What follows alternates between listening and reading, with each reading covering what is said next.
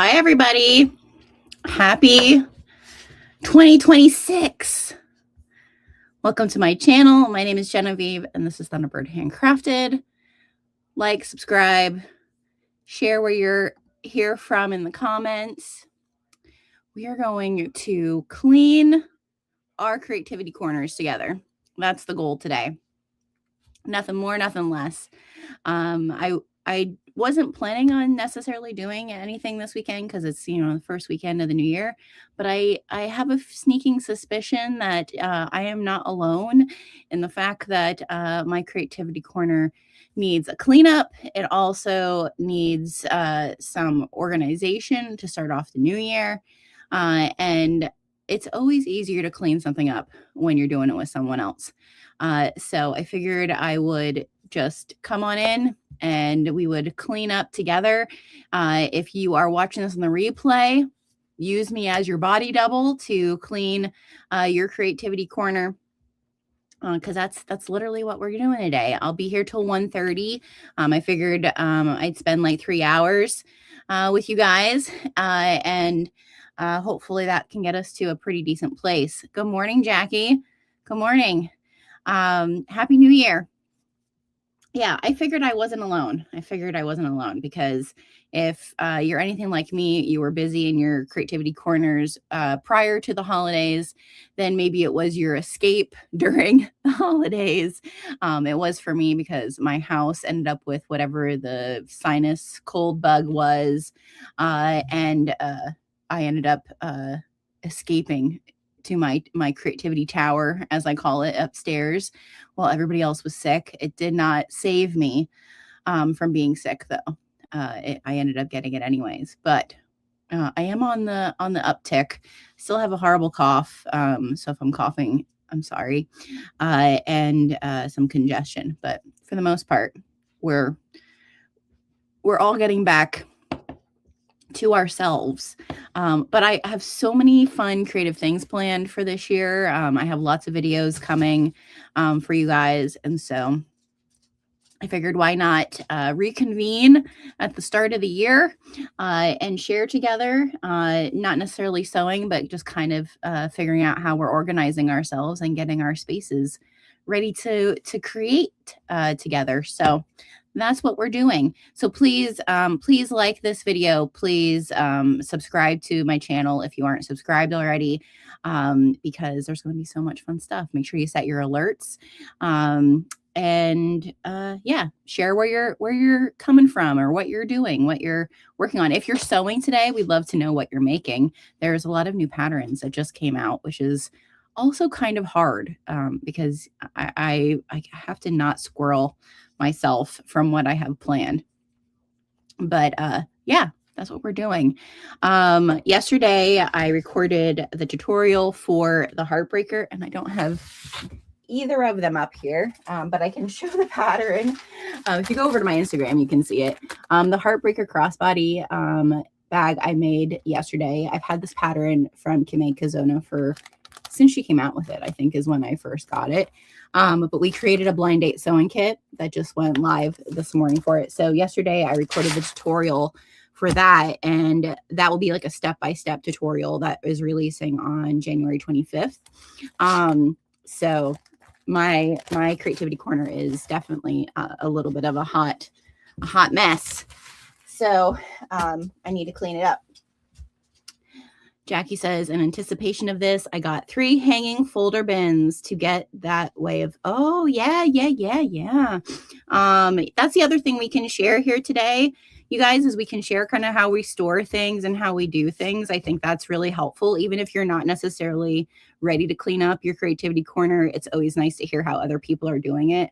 I have a very small creativity corner, although my husband would say that I took over the house with the business. My actual area to sew is fairly small. So definitely going to share some small sewing room storage. And yeah, I think that's a great way. So share like how you're doing it.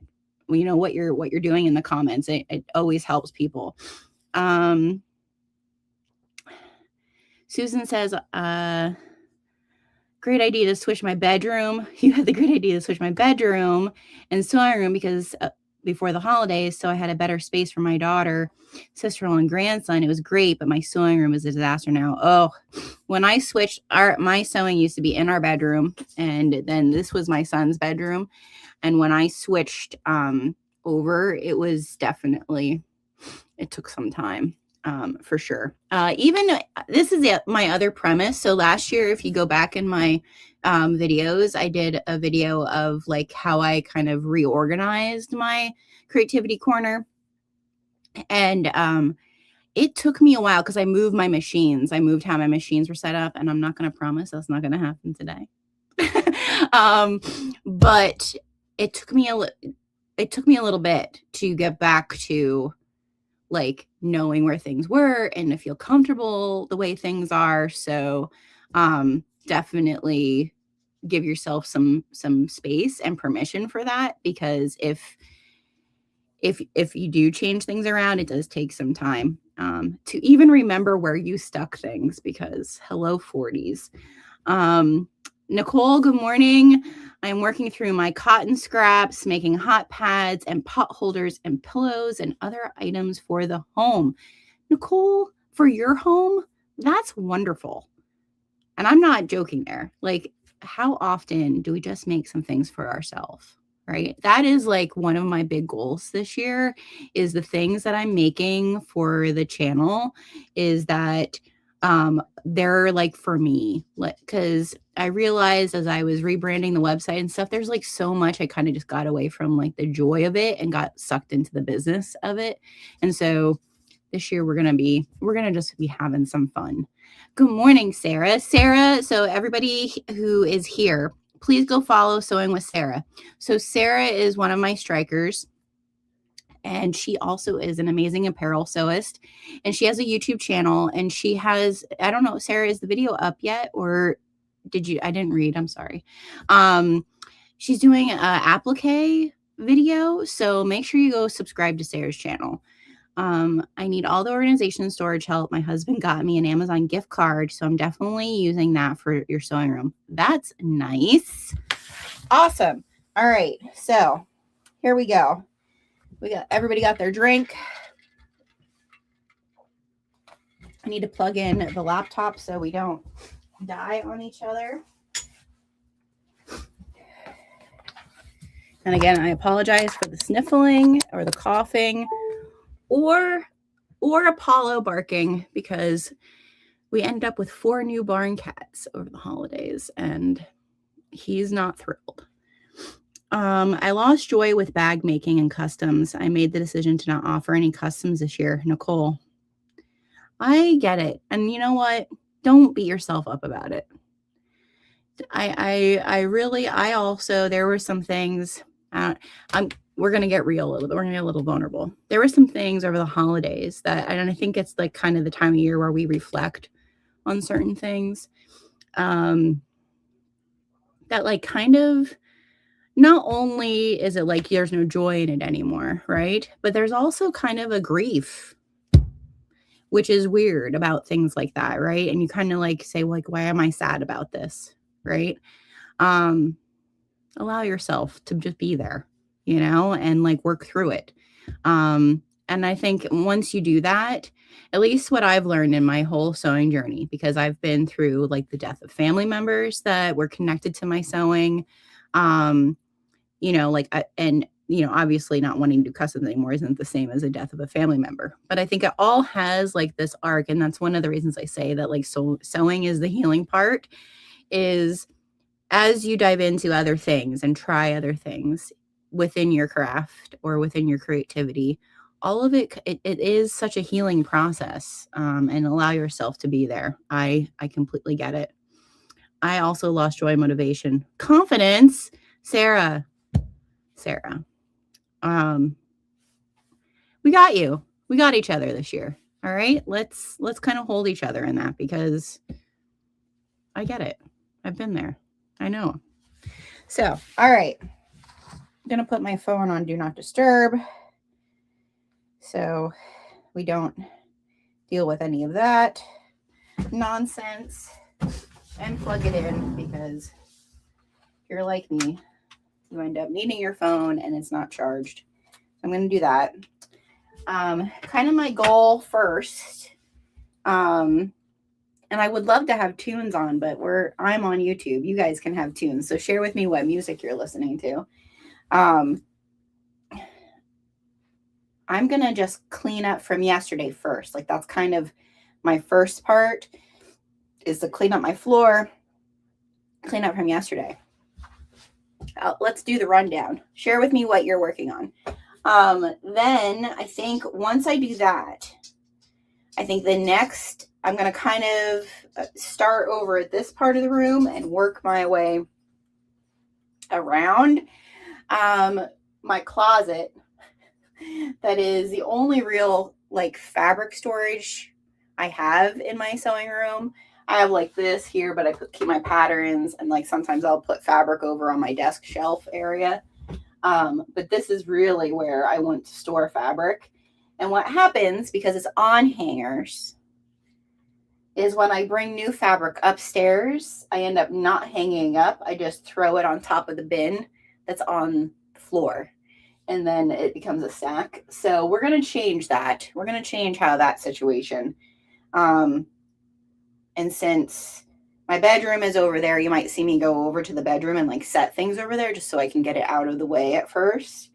But that's the goal. When I switched my sewing machines to this way last year, I wasn't sure if I really liked it, because I have my serger and my domestic, and I have my industrial over here.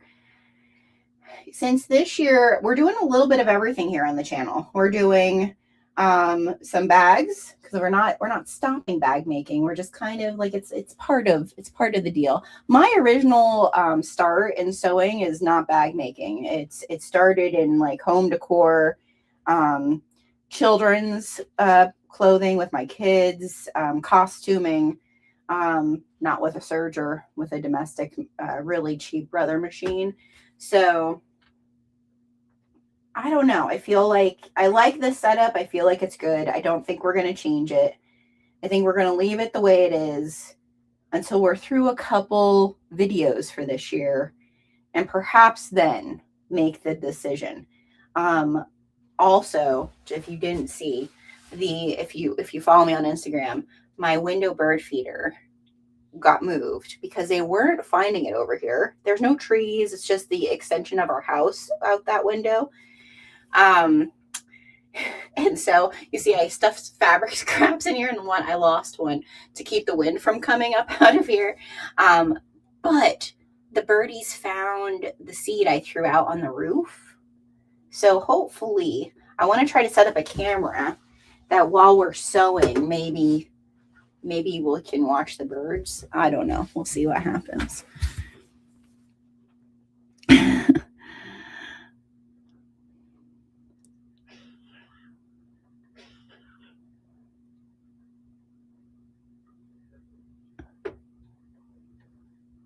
Organizing fabric to start. Good idea. Good idea. Yes, definitely let's share our junk areas, because I have several areas where I just throw things. I would probably jump if one hit my window.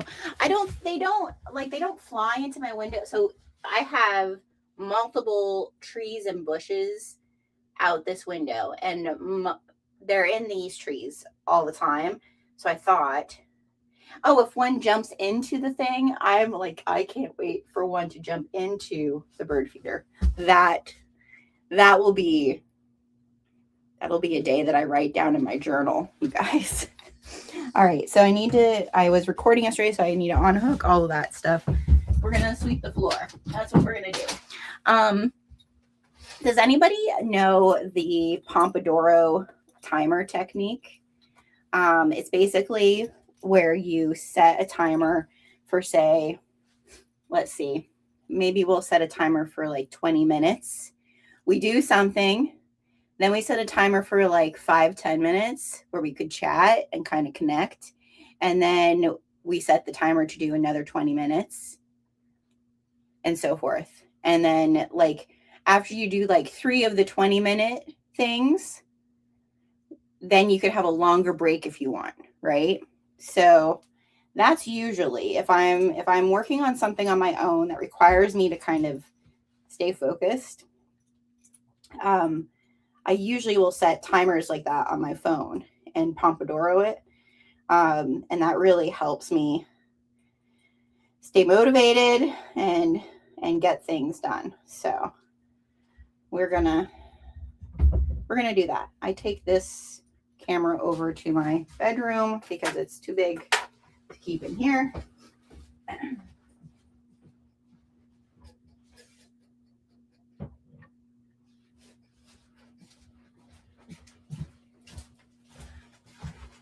Oh. So did everybody have a nice holiday? Should we do a Pomodoro? Oh, Jackie says she loves it. Let's do a Pomodoro. That way I don't just, because you guys know me, I would sit here and I would talk instead of actually doing. So I'm going to set it for 20, let's do 25 minutes. And then we'll do a 5-minute, well, let's do 20 minutes and then a 5-minute check-in. And then another 20 minutes since I'm doing this till 1:30. All right. So, all right, 20 minutes is on the clock. Did anybody get anything cool for their holiday gifts? My kids got me an espresso coffee maker. My daughter's boyfriend, he's the only other person in the house that actually drinks coffee. So I have a Keurig. And because I've traveled overseas a lot, I always like say about how, oh, I just wish I had like an espresso or like a little tiny shot of, something. And so then my daughter must have found the Nespresso machines and she got me all these different espressos to try. Oh, so good. So good. All right, I'm just going to set that down. So I've been enjoying that every morning.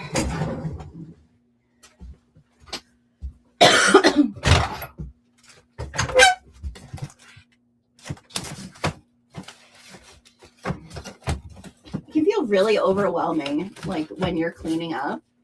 Like right now I'm looking at like all the places that need organized and I'm just like, oh. Are you sure you want to do this, Jen? Okay,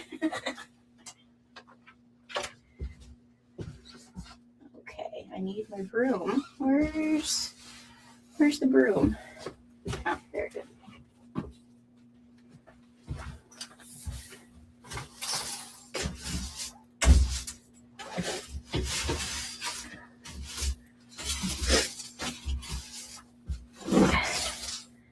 Yesterday while I was sewing, the one nice thing about my fabricator is it has a like if it gets jammed or something, it has like these little pins that break off. And all of a sudden, like as soon as I started, oh, here's Gunther. As soon as I started, hey, come on, man. He likes to play with the little clips. There. It broke one of those pins. And I was like, what in the world is going on? I pulled it off and you have to take like the whole back like mechanism off. And here I had thread like from a past project all wrapped up in there. I didn't even know it. So it's also the time of year to take care of your machines, service your machines, clean your machines, oil your machines, change the needle.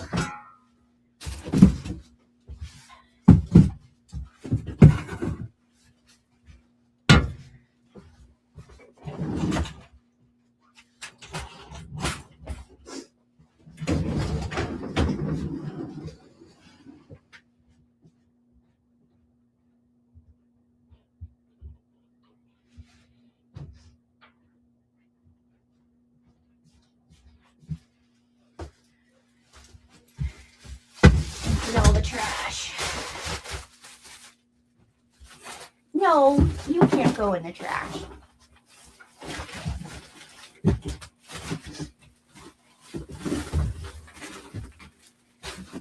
And I'm not talking to myself, I'm talking to the kitten. Because he's a little stinker.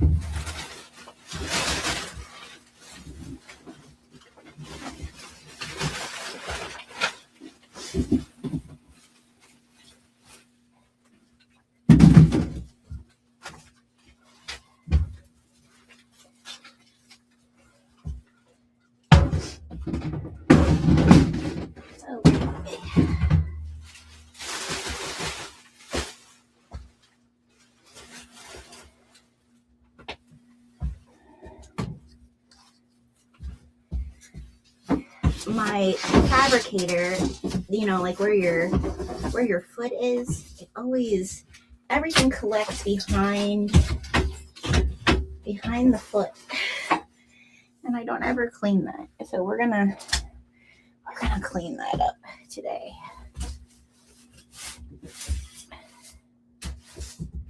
Hey, come on, man, you're messing with my groove.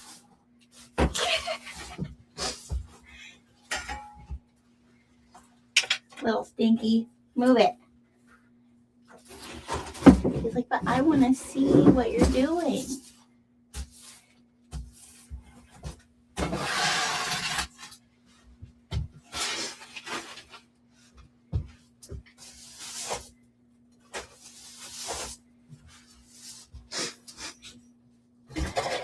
Go play with Apollo.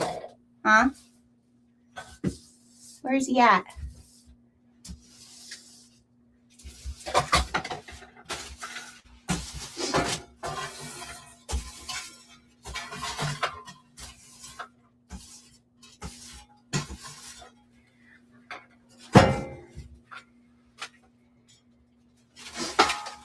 Was using staples yesterday, so they're everywhere.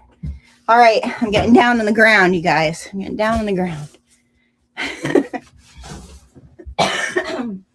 All right, Gunther, come on, man. I want to clean in here. Come on, move it.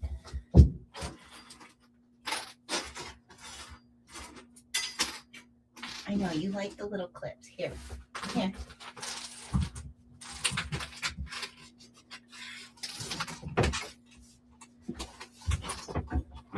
Yesterday, when I was sewing, he's realized that if he gets on the presser foot, when my foot is on it, that it makes it go faster. He was doing that to me yesterday when I was trying to record.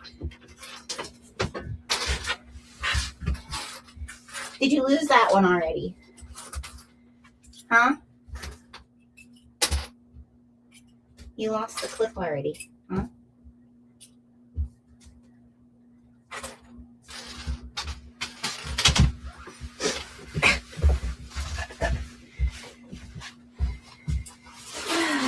Okay.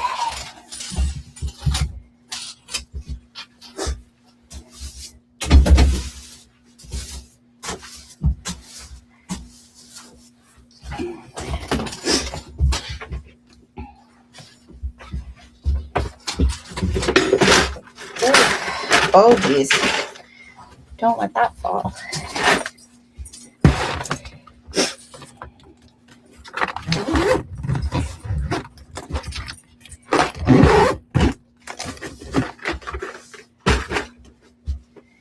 Okay. Now I have this little like drawer here. Well, it's like a cabinet, and I've just had my snackies in it. I feel like it's such a waste of snackies aren't a waste. Oh, there's a birdie. There's a birdie. There's a birdie on the window. Surprised Gunther hasn't seen that yet.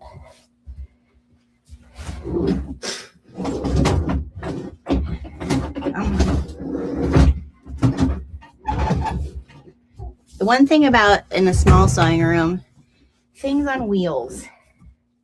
That is nice to have, like your cabinets and whatnot on wheels. Ooh, yeah, we definitely haven't cleaned back here in a while.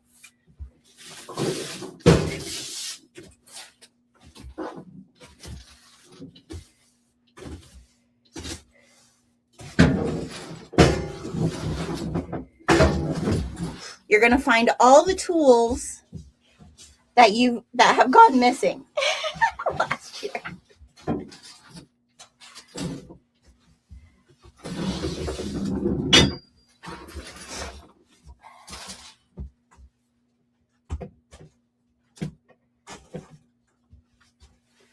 Okay.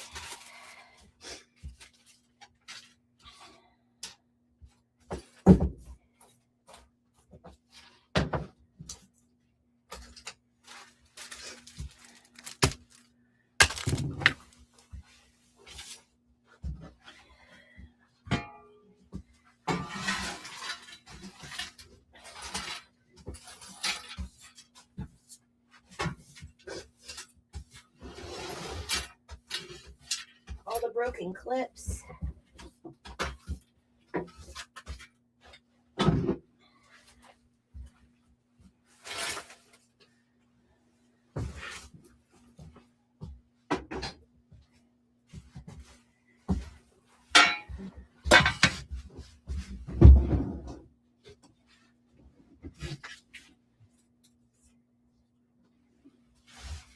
Oh my gosh.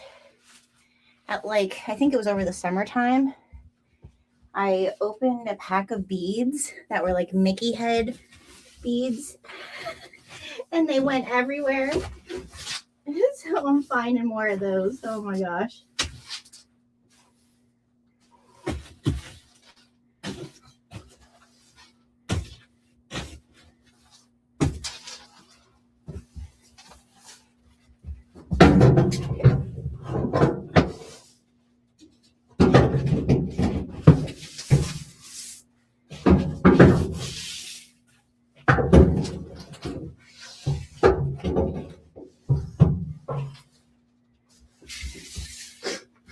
Okay, that looks like got everything under there.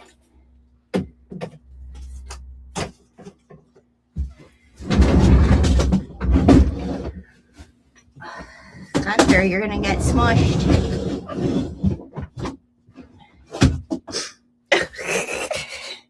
Now he has to check out every crevice that I'm cleaning. Yeah, what's under there now? Nothing.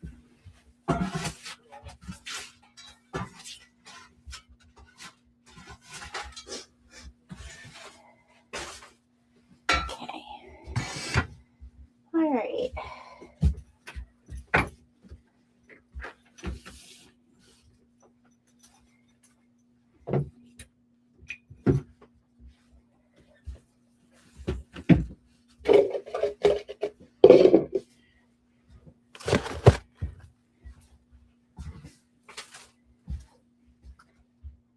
Whew.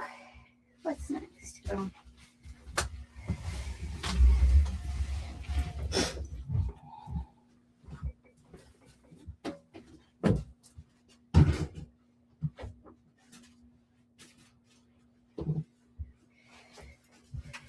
Gotta take the shoes off. Can't think straight.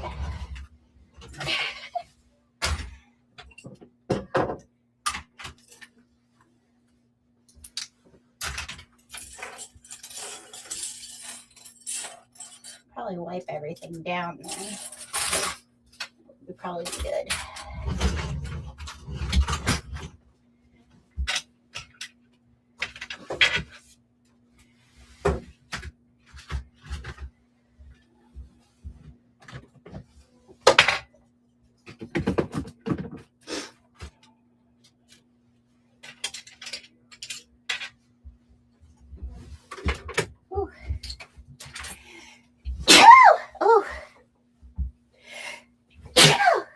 Oh, oy, oy, oy.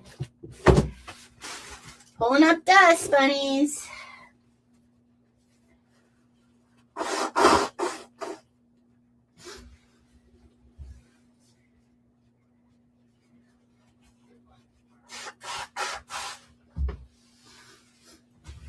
right.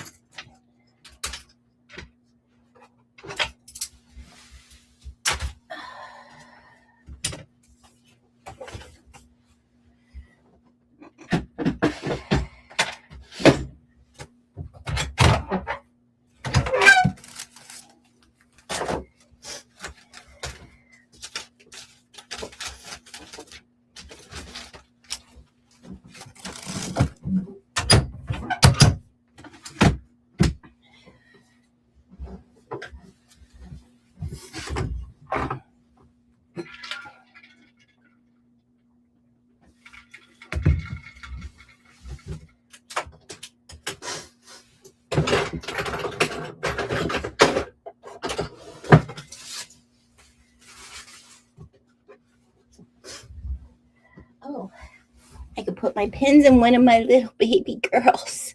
Did you guys see these? Oh my god. She's so adorable. That's what I'm keeping anyways.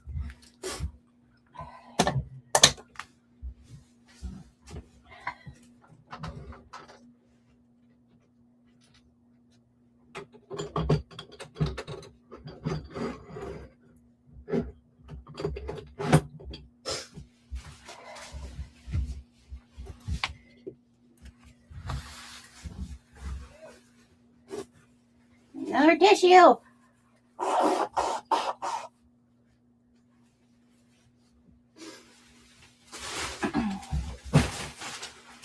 Okay.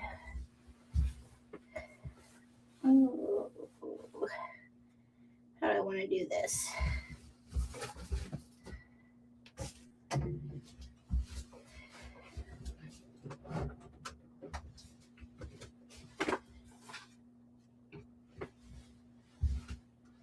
I really should send my server to get service since I'm going to use it so much this year.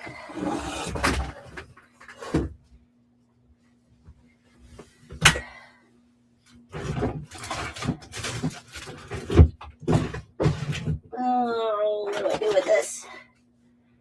Where do I stick this? I bought this when I got my domestic machine. It's a 3-sole walking foot, thinking that I was going to use my Bernina more for bag making. I've never used this once. I've had my Bernina for 2 years. I'll stick it in this cabinet. Maybe we'll give it a whirl. Iron. My big iron. I really wish I had also I need to make a list. I wonder if I can find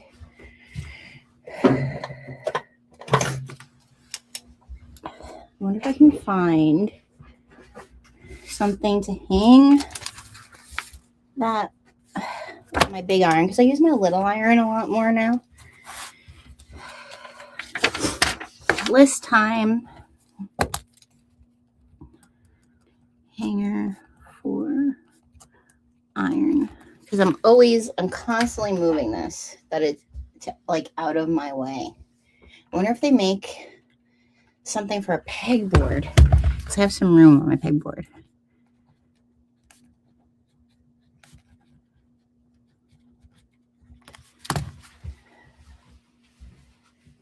All right, now time to pull out fabric. Let's set this aside for now. Put this in. This is the other Everything But the Machine tote I made. I made this for my son. His birthday is next week, to put all of his D&D stuff in.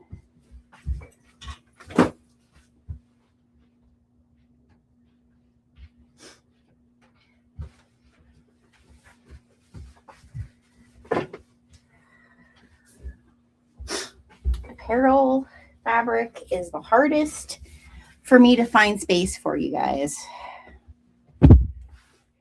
especially after it's washed. I'm waiting for me to sew it. This is what I'm using for our James pullover sew along next month.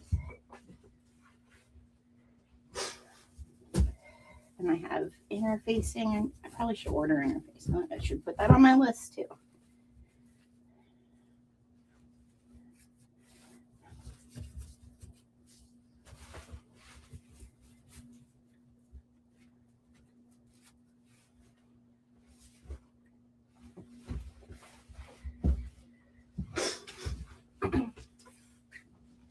I just got this from Mormino. This is some of her recycled water resistant canvas. I use it on my son's Everything But the Machine tote. It was very nice to work with. I actually really liked it. So that's definitely one that's going on my list for the year. I need to put interfacing on my list or I'm going to forget it.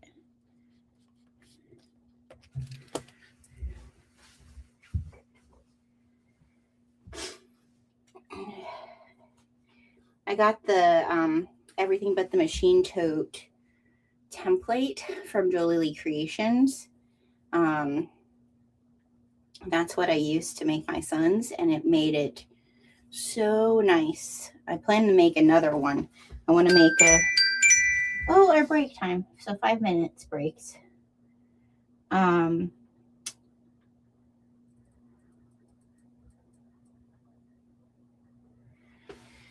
Break time, 5 minutes. So if you have to go potty or fill your coffee, now's your time. Yeah, I want to make another one for myself for like all my FPP stuff. So all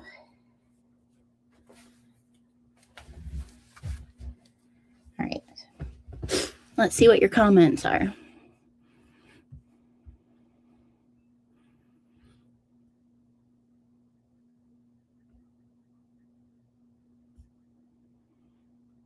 Buying new needles. Needles are on your list. That's smart. Make sure you have your needles for the year. Sarah's organizing and cleaning tomorrow. Naomi goes back to school tomorrow. Yeah, definitely if you have little ones, it makes it hard to be cleaning up. Have a great day. I'll put away some Christmas. I'm doing that this afternoon too. Oh no. Your dogs broke out again? Nicole, do you have huskies? Apollo. Oh, he's a stinker. I always say, like, he looks trustworthy. Don't believe it. Don't believe it for a second. He's not trustworthy at all. Okay, what did everybody get done? Let's really look at what we got. So I cleaned my whole floor up. Cleaned out from the little area that's been the catch-all, like everything falling behind things. That feels good. Cleaned up my area from yesterday. So that was for 20 minutes. You can see that you got something done. Boxer Lab Cross. Pogo is Red Healer. Oh, and Pitter Cross. Oh, yeah. So you know.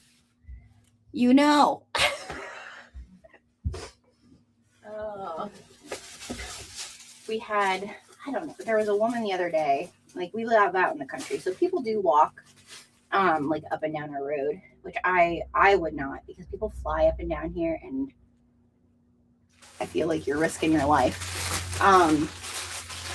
There's a cemetery across the street, and that's like up on a hill, and so people walk their animals, and this woman, older woman, was in our yard with her dog, and Paulo was like losing his mind, and I was like, what is going on?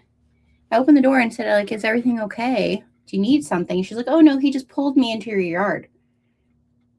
I was like, well, yeah, because we have a dog. And so then she walked out. But Apollo, since then, like the first day, it was like every 25 minutes, we need to go outside. We need to check the perimeter.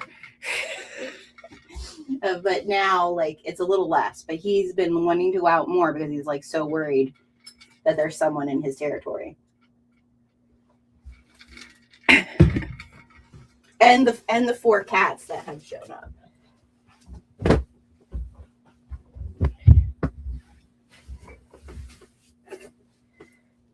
Oh, I guess I need some of this too.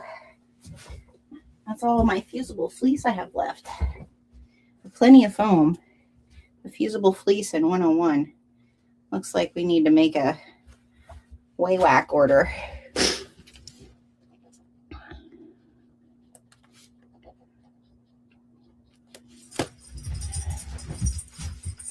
Did you hear me talking about you?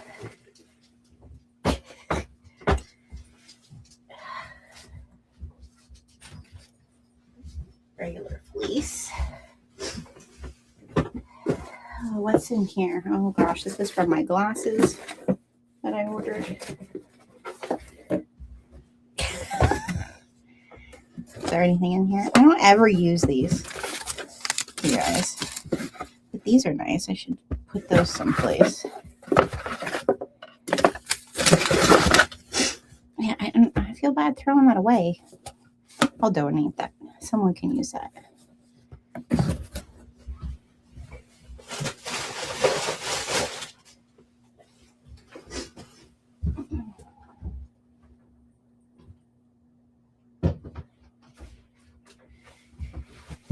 Anybody else go through like their clothes over the holidays? I did that over the holidays too. I went through my clothes and have 2 bags to take to Sal's Boutique. That's what I call Salvation Army. Jackie, I rearranged what I have in my colics unit.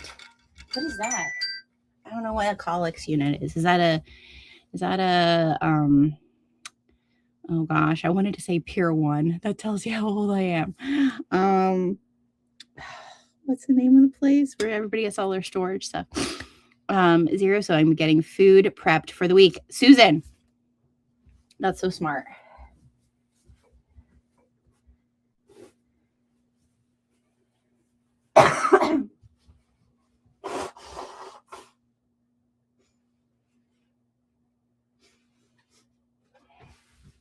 So smart.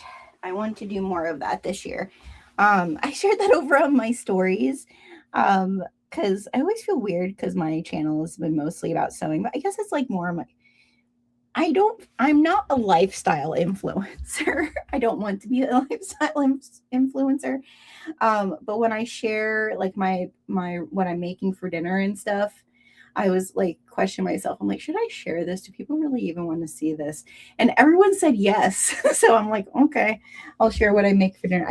I do feel like for me, when I see people doing that, it gives me ideas too. So that's why I was like, well, maybe some people just need, I always feel like, gosh, I make the same stuff over and over. IKEA. I was thinking again, like I said, Pier 1 was like, and Pier 1 didn't even have storage. It was like home decor, right? IKEA. We don't have one near us at all. We'd have to drive to Philly, I think, is like the closest one for us. All right. Next game phase of this. We're going to set another 20 minutes. Okay. If you're not done with what you were doing, let's just keep it that. You just took a little bit of breather. Okay. I'm going to keep on my closet situation. So that's my next is like to pull all the fabric out of my closet, clean the floor of my closet, and rethink how I'm organizing the closet situation. Again, I don't have a lot of space for fabric. So this is also the time where I'm like, that has been hanging in the closet for how long? That's going to get set aside, and maybe I'll do like a creativity corner sale, or I'll do a whatnot sale. This is usually the time that when I clean this out that I'm like, oh no, not using that. So if you have problems with releasing fabric, it's okay. I understand. All right. So we're going to set the timer for another 20 minutes.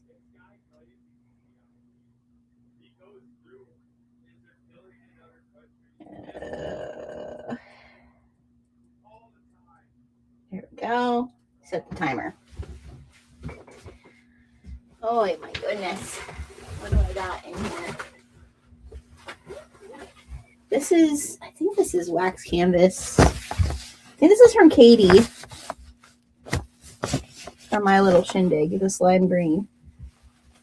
I don't know, I've had it for a while, but you can never go wrong with with a water resistant canvas. This is wax canvas from Katie, which I love. And if you don't know who Katie is, My Little Shindig. I love both of these. These both so really nice. I have to find a different way. I'll probably hang those to store those.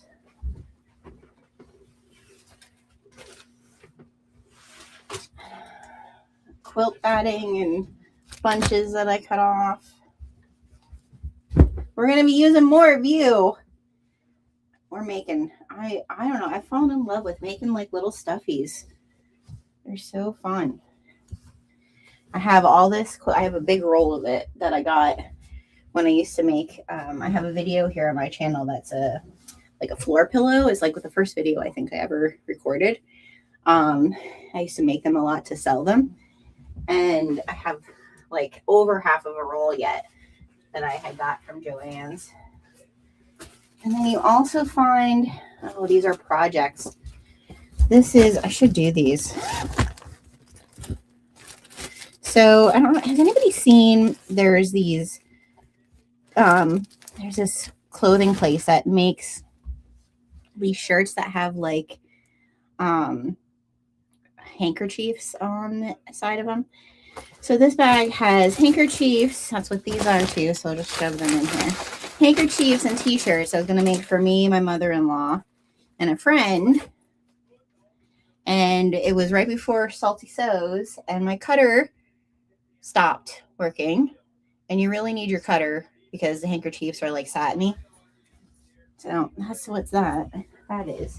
And if you want a tutorial for project bags, this is on my channel too, with the measurements and whatnot. Oh, this. And then there's things like this that have no, you can't find a spot.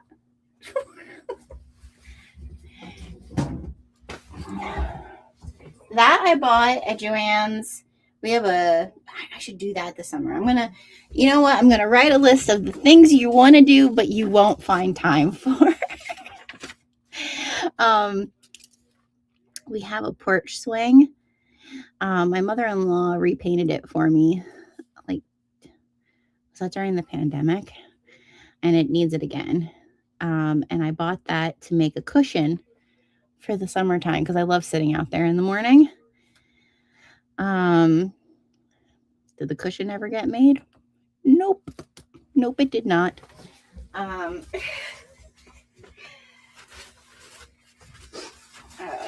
This is water resistant canvas from Sailrite, which I really love. I really love their.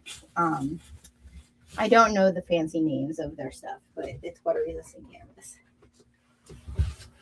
What's in here?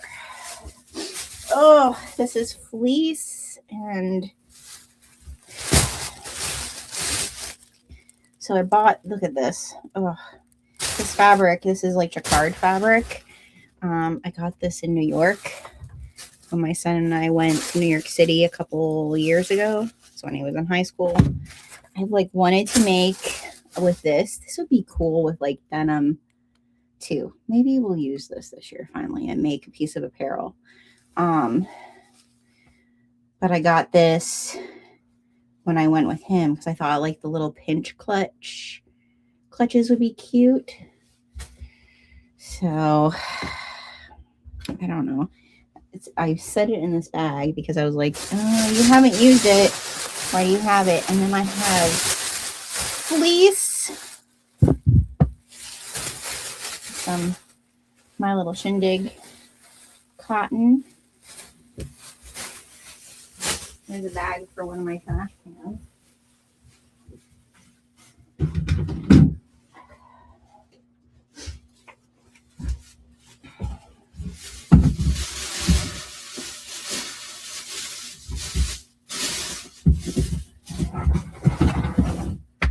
Okay, we're soon not going to be able to see you guys. All right. What else we got in here? Oh my gosh! And this is such a tight little corner.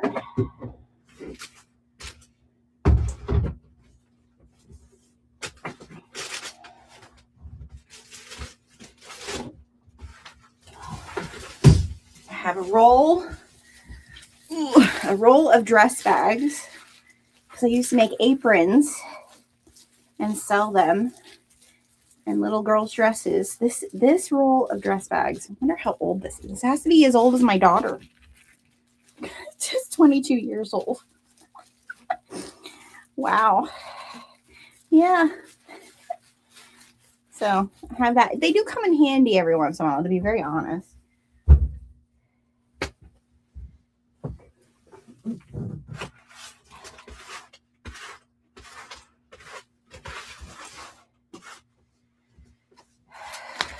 Leather pieces.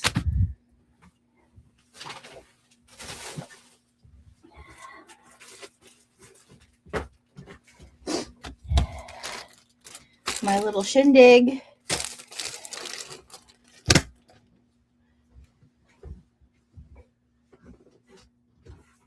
Now, vinyl on rolls from Sailrite, which I do really love their vinyl. It's very thick, so you have to have an industrial machine.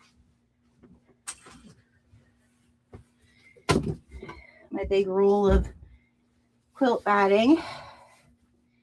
This little closet is like Mary Poppins bag. We're just gonna keep on seeing stuff come out of it. Okay, more vinyl. I'm gonna leave this here. I have some wax canvas from Sailrite on a roll here, so that's gonna stay there. Oh my goodness, what else is back here? Probably should reorder some of this too. This is Decaville Light.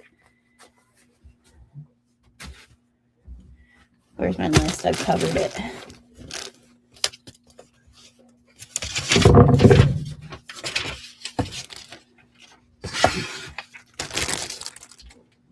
What's that other fabric there? Decaville Light.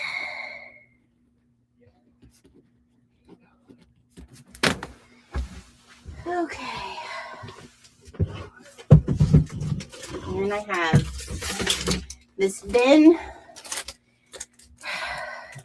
I'm sure everybody else has something like this. This is a bin of interfacing scraps and some foam from Fabric Therapy, some of the self-adhesive foam. Which I do like. But this whole bin that's all it is just all the different, I need to put this someplace, but this is like sew-in stabilizer. I need to put this someplace that I use it. Oh, there's some fabric hiding. This is like what I was going to use to make curtains for my sewing room. I should put this somewhere that I can access it. We're gonna think about you.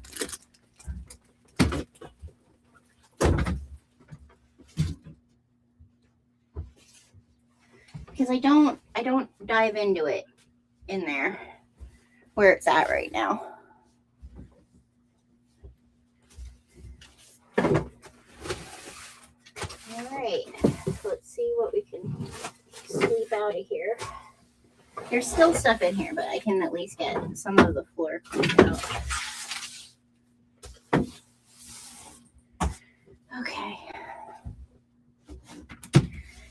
We have a scrap of black water resistant canvas.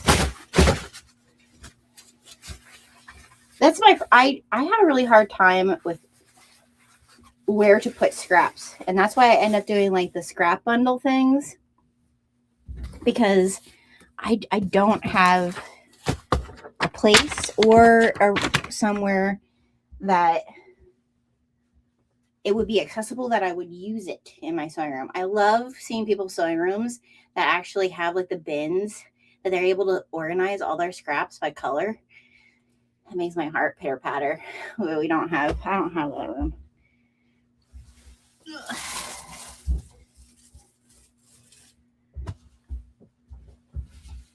Like this, like this. That could be used. That could be used for something.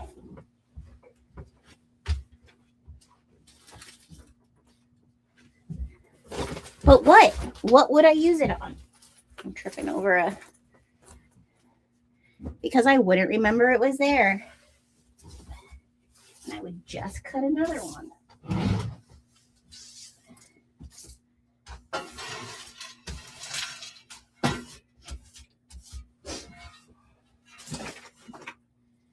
Okay. Now, the depths of the closet. So the other thing that's in here is my Bernita roller. What's this? Oh, that's where the rest of my stuffing is.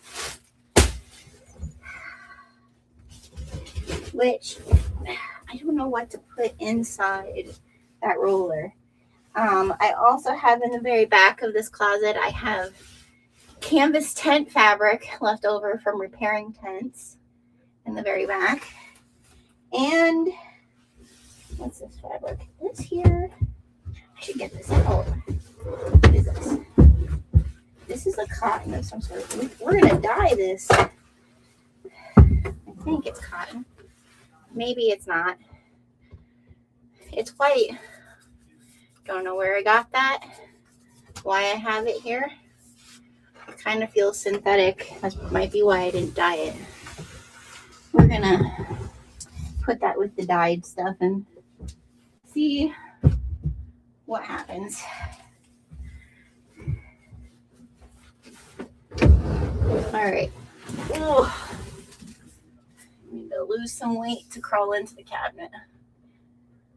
I feel like this should go inside there. So this is my serger case. What is inside it? For when I go to take surgical, all the cases, all the other cases. So that's gonna go inside the other case. So I have some shelf room.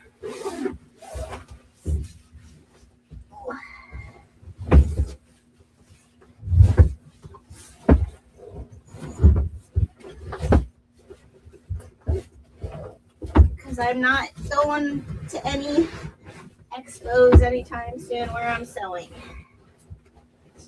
Okay. But I am going to QuiltCon. I can't wait. I'm not taking any sewing with me. I'm just going and observing. Maybe next year we'll do a class. Okay.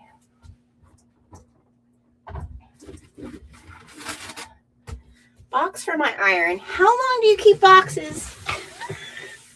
I'm using it. There's like, why keep boxes?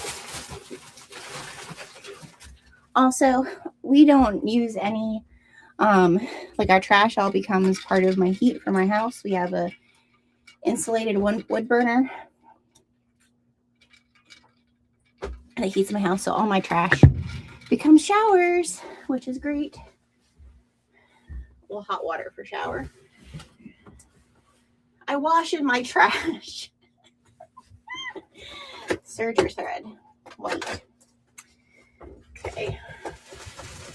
Oh, there's more thread here. Oh, that's what I need too. I need something. I need more wall space. Oh, I think all that's in, there's a basket up here. This basket is all serger related. So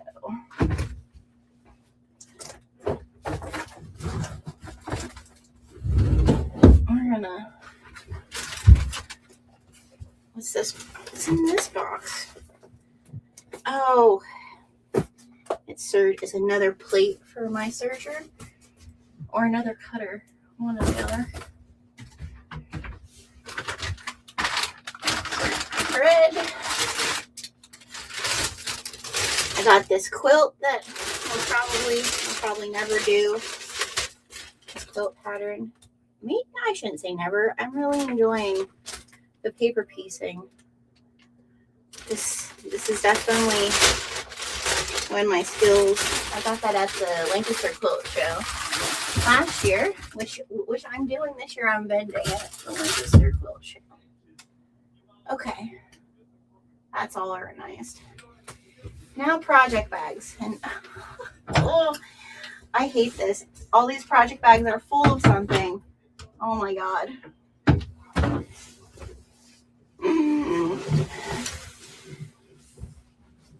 All of them are full of something. That's not good. Oh. Okay. This is a faux Dior bag that I was working on, that I did rolled handles. Oh. I have no desire to finish this. But I want the project bags. What do we do? What do we do? Do we leave them in the bags and make more project bags? Or do we get rid of it?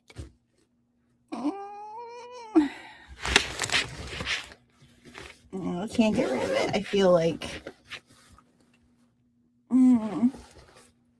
this is where my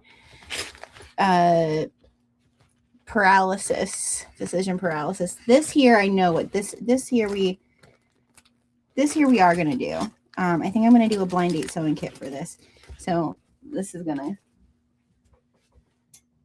maybe not. We'll see. What's in this one? What is this one? Oh, this is when I started my apparel. Oh, this I might make.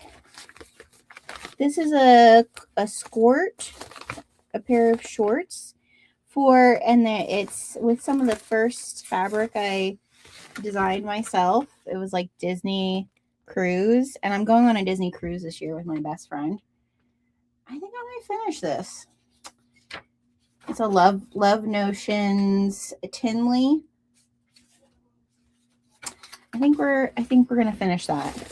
That I'm gonna leave in there because now I feel more comfortable with my apparel skills. We're gonna finish that one for sure. All right, what's this one? Oh, this was the Kasaya quilt block until I decided, Kasaya, I'm not a quilter. At least not yet. I like to cut out my blocks and make sure they're the right size. So what am I going to do with these, though? I do want to, actually, I'm going to take these. I should sew this together for the quilt show for a backdrop of my dyed fabric. That's what I'm going to do. Actually, we're going to, looks like we have some sewing cut out for us. But that faux Dior bag, actually, you guys, I worked really hard on that, like one panel, and then I was just like, nope, done with this. That was in my adventures. Oh no, these are the shirts.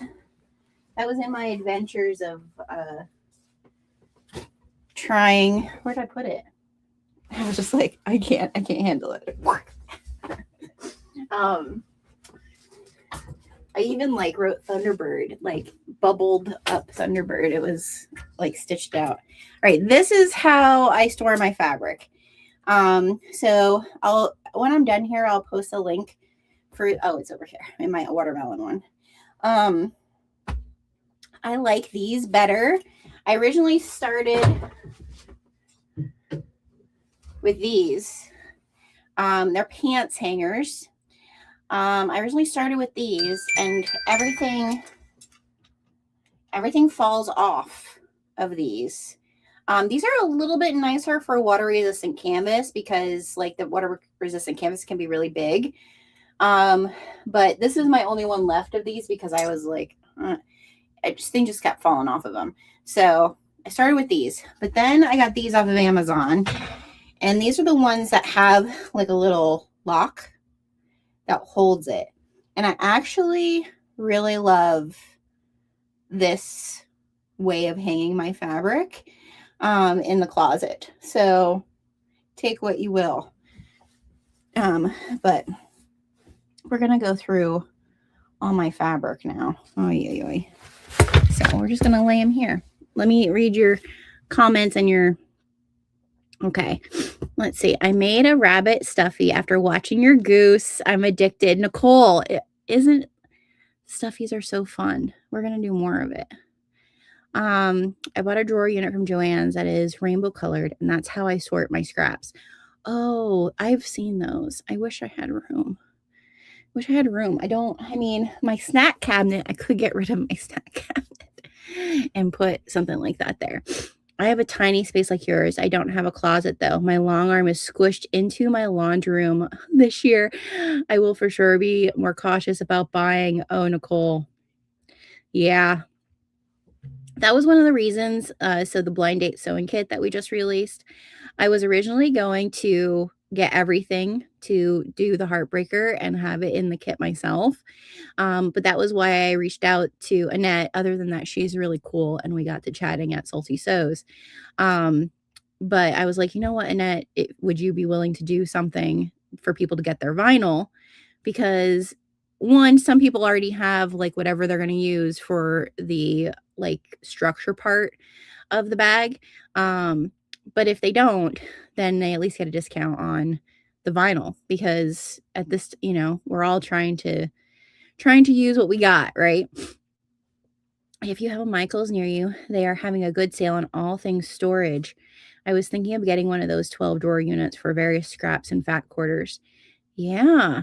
I've seen people use those for like, I'm usually someone, and I'm saying I'm lying because obviously I have all of my project bags filled with a project. But I'm usually someone who doesn't pre-cut out projects. I usually, like, if I cut it, I'm gonna sew it. But I like seeing like some people have made them like project drawers where if you pre-cut something, I know when I do that and I don't finish a project, that's what happens, is like that drawer would be filled and there would be projects that weren't done. We do have a Michaels not too far. So I do like them for that sort of thing. I usually go there when my husband needs to go to Lowe's because the Lowe's is right near there. Yeah, the project bags are great. Yeah, definitely go over and watch I think I have 2 videos now because I taught a class at Vegas for it. And then I have it on my YouTube channel. But I need to blow my nose again because my family gave me the ick.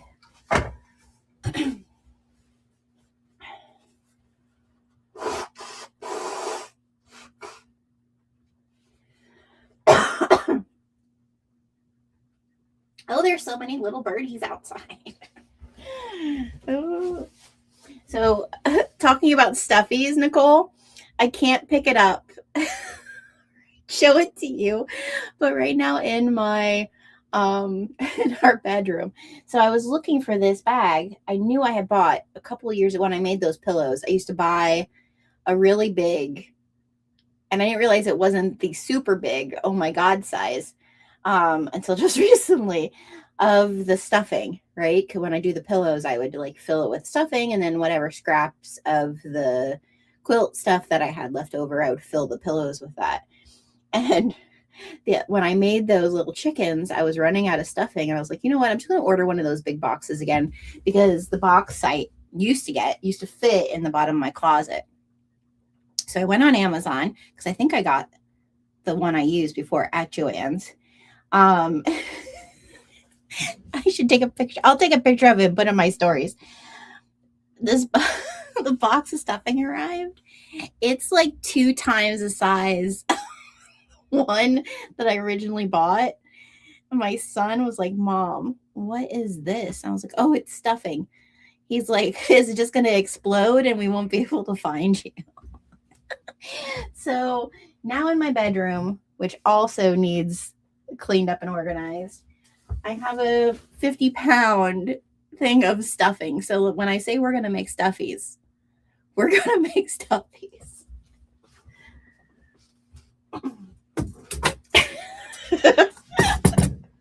All right, I didn't set our 5-minute timer, so I need to do that.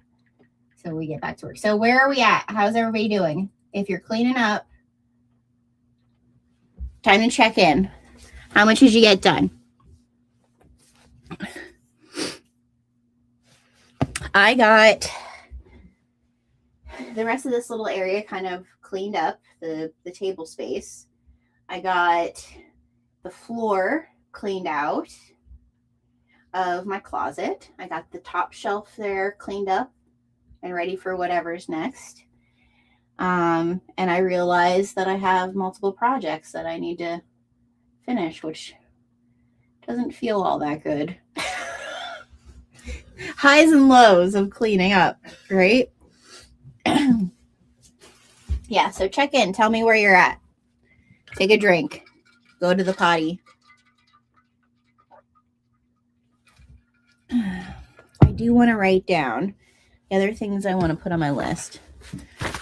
Okay. The other thing I want to put on my list is I need some place to write.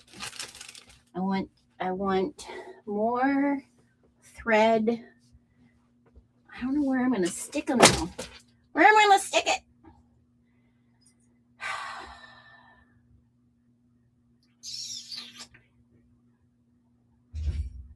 I don't want to take down my pictures, but I feel like we're getting to the place where I would probably need to take something down. Maybe that little shelf. The little shelf, I'm always knocking things off of that little shelf. I need another one of those thread things. But maybe I could just put it all in there and I could put like the fabrics that I'm not really using. But all of my big rolls go there, so that gets in the way. Oh, you know who I usually ask about that type of thing is my husband, because he's better at like looking at a space and like, oh, this will fit here.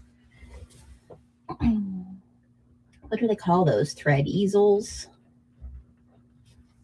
Because I just bought a bunch of domestic thread for my Bernina. So I was just thinking. Yes, I did. Okay. I was like, I ordered a foot for my Bernina. Did it come?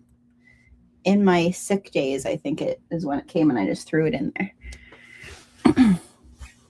I got quite a list of organizing things that I want. Yeah.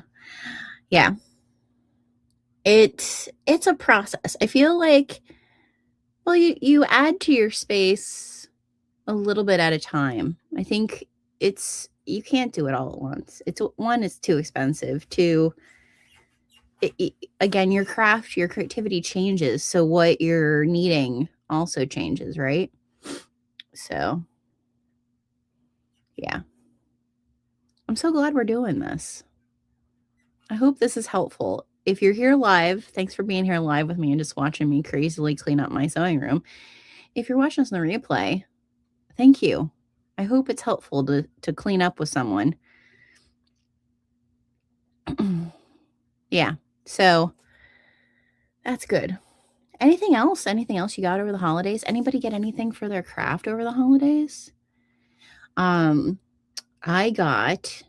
have a video coming out for it at the end of this month. I got a Caterpillar light board. I do like an initial review in the video, but I really like it. And I got the glass thing to be able to iron, and I like it a lot. I'm excited to use it in multiple different projects. I feel like even if you're not doing FPP, it's really helpful. So I actually got a mini one, and we're going to do a giveaway.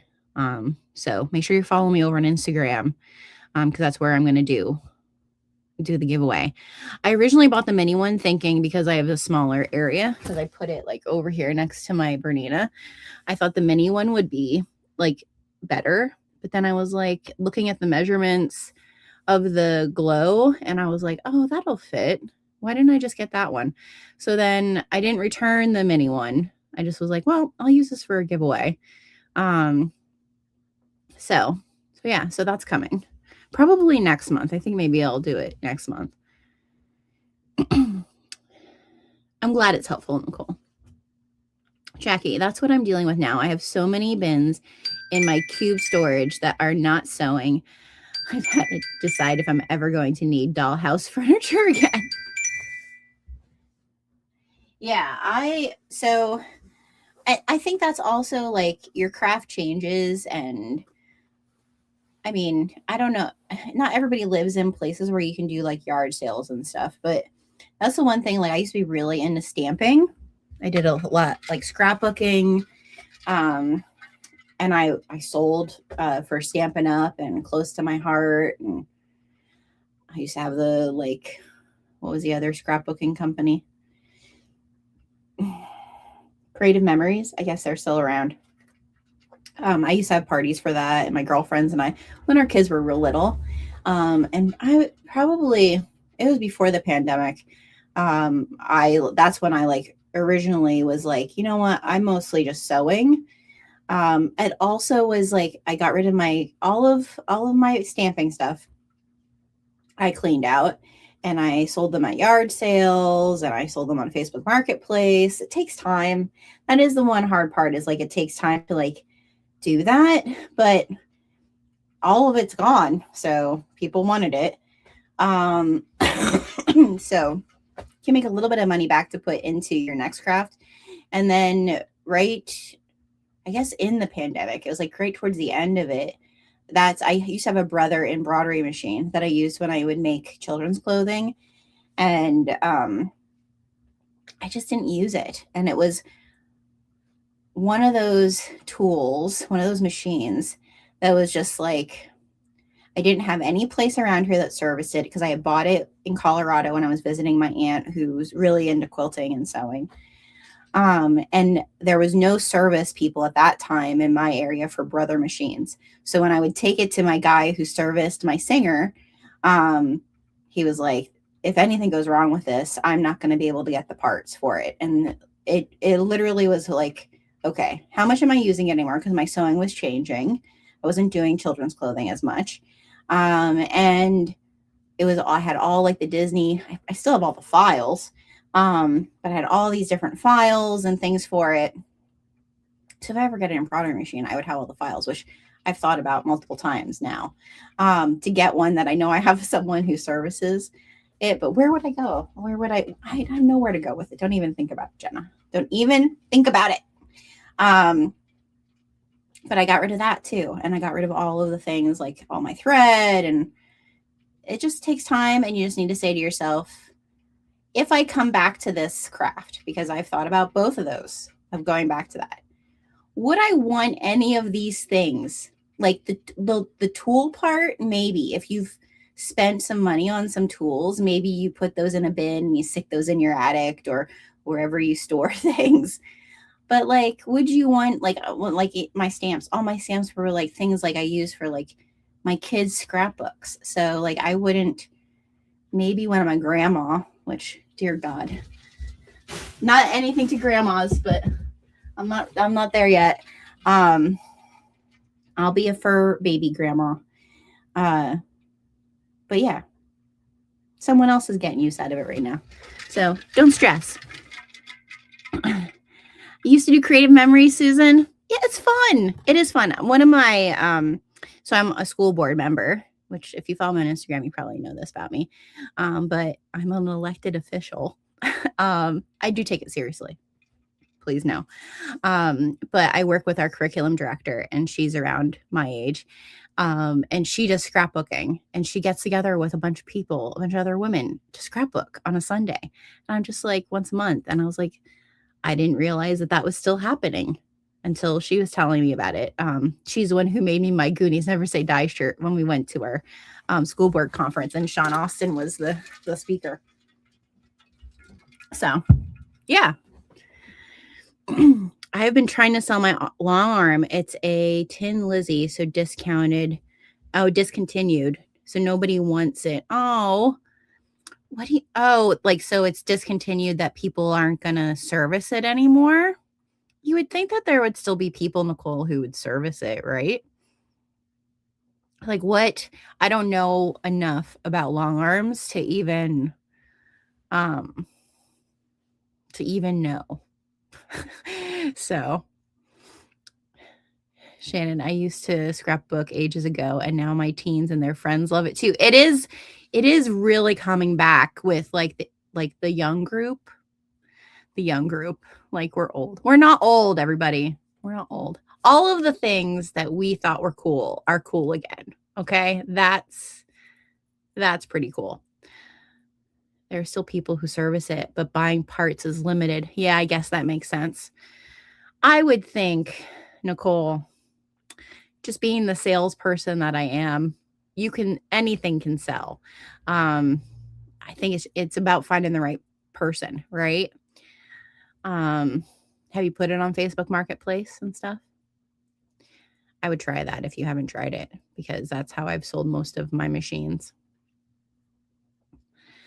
I hope you sell it if you want to get rid of it and make the space for something new. All right. Got to set another timer. So what time are we at? Okay, we're almost at noon. So like I said, I'll be here till 1:30. We're not quitting till 1:30. So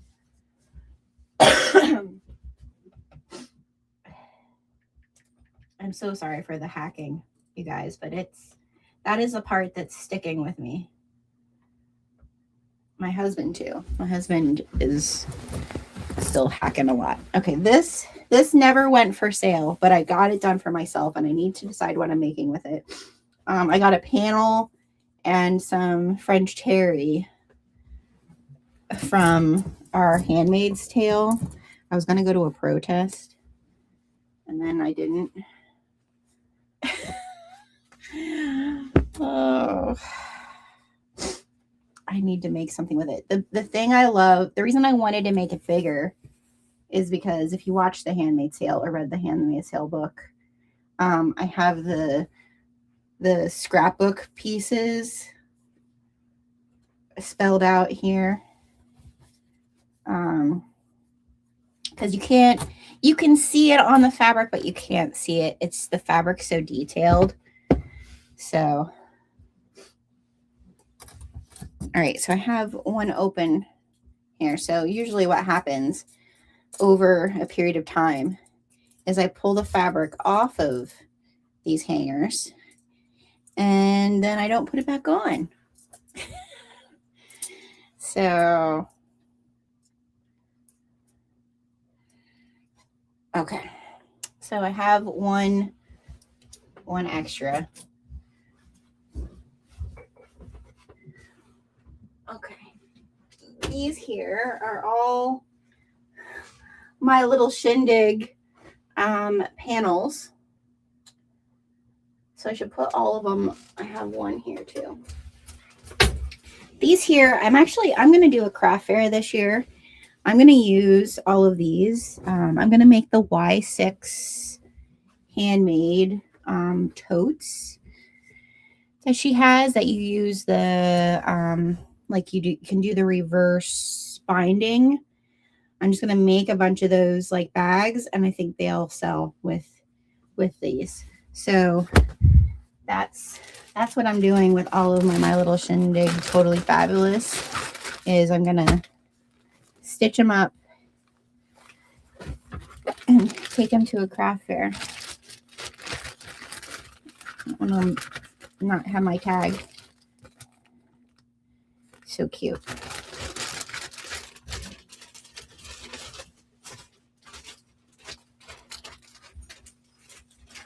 I save all my baggies that I do save. All right, how do I fold these? I forget. I think I fold it one more time. Maybe not. No, I fold them like this so I can see what the panel is.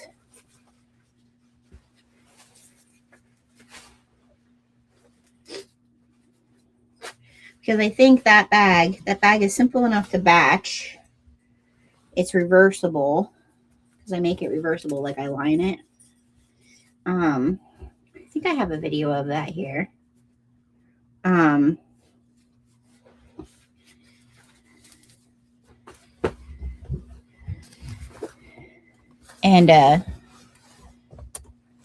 it's not like hard to do, you know. I'm gonna have like 2 on a rung here.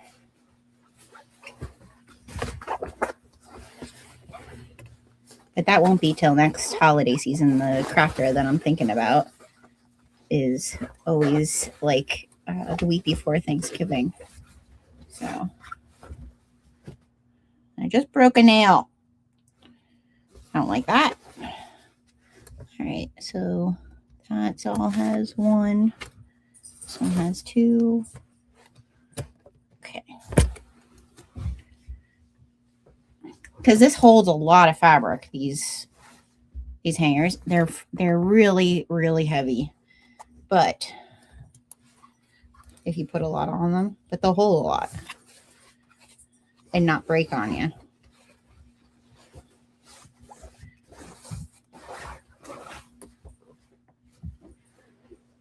Okay. So that can go back in here. Now, I have a hanger in here with water resistant canvas. So that's where my water resistant canvas is going to go. Not water resistant, wax canvas. So put my other wax canvas on here. And the reason I don't have a lot of fabric up here, you guys, also is when you have a fabric shop, I kind of can go shop my own fabric. So I do go downstairs and shop. I have more fabric that isn't hung up though. I need to not forget about that. I have fabric that is in places that it wasn't hung up.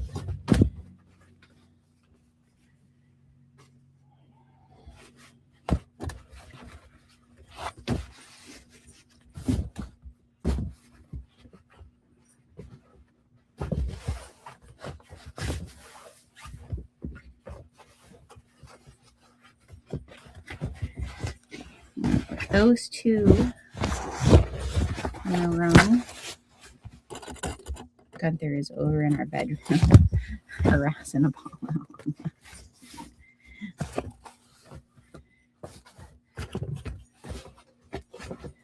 I hear them. My bed is going to be a mess. They're on the bed, so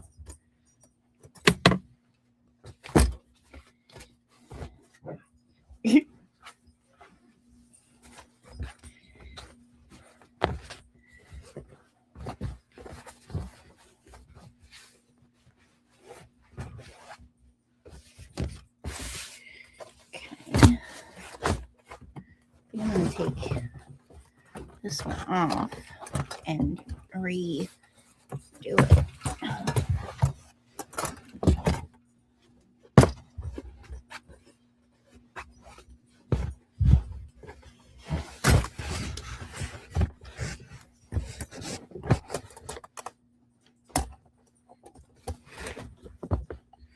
Okay, so now I'm wondering, do I keep, because if I'm going to make stuffies, this fleece will probably come in handy. So we're going to keep the fleece.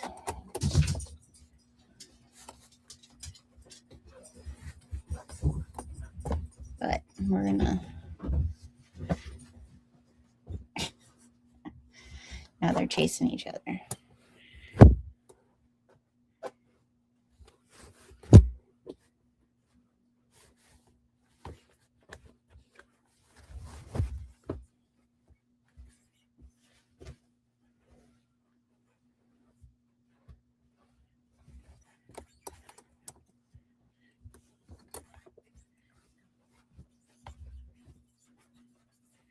Okay, so there's one side. Now, so I put this other fleece. I have these like little fleece flat quarters, which come in handy for stuffies. So I'm gonna put those on this one as well.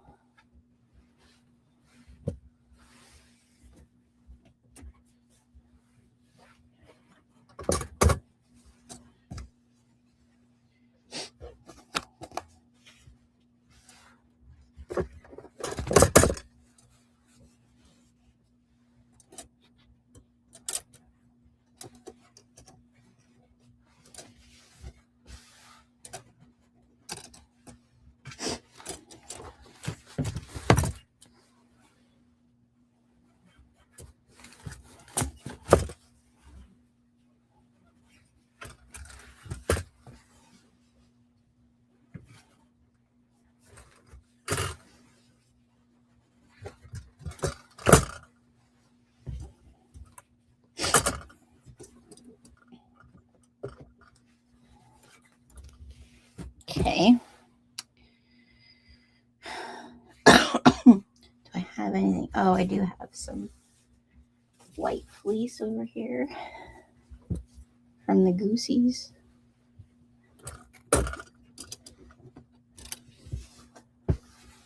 Do I have anything else?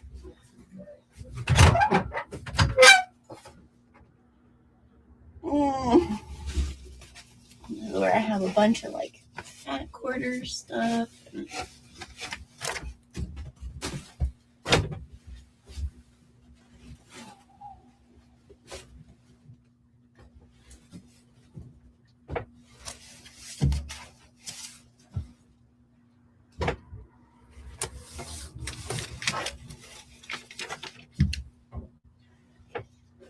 Yeah, there's no ugh. There's no fleece in there.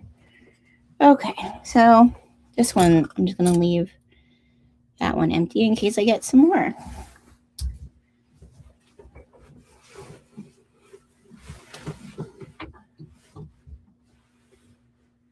Okay, this one is all water resistant canvas.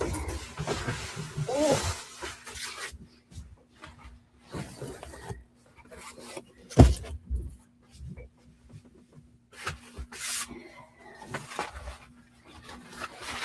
All right, I'm gonna leave my black and my gray. I use that the most often.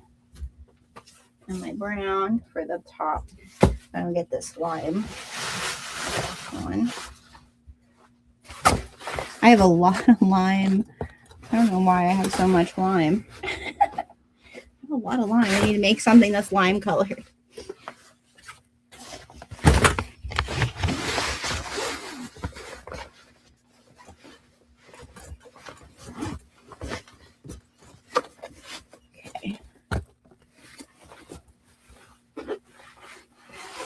Come on.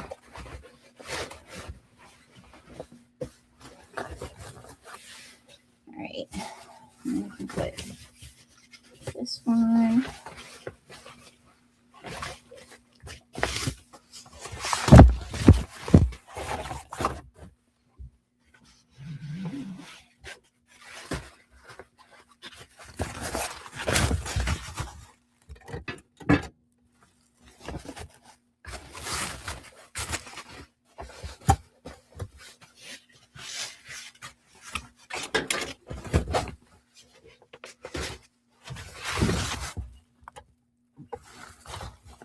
Sorry for all the squeaking and the shuffling.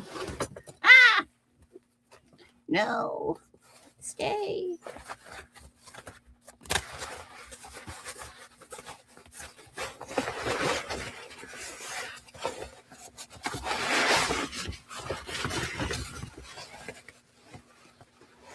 Stay, stay.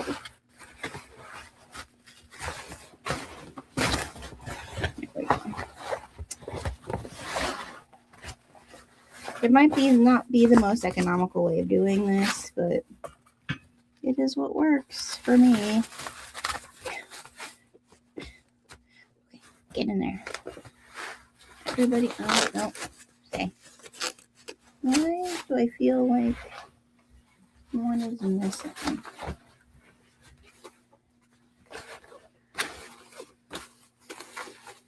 Because one is not hooked in the right place. There we go. Okay, I think that's all the water resistant canvas. Could I put, oh, no, it's not. There's a piece of black.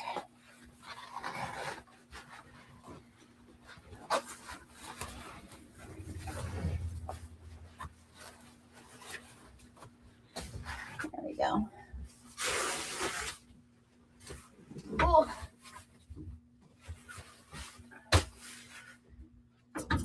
Okay. I have another extra one of these. All right. So now the other thing I have in here is I have some white out curtain fabric because I made 2 curtains for our bedroom that are like blackout, whiteout, blackout. But I do want to make curtains for in here this year. So that will either be with this fabric that someone gifted me, or maybe both. Maybe it'll just be both fabrics. Which is so cute. It's a Joann's Sewy fabric. And this here, which is like embroidery. I don't have a whole lot of this, but maybe it'd be fun, like patchworky. We'll see what happens. But that's going on here because that is a project I want to do this year, is make myself some curtains for the creativity corner. All right. Now,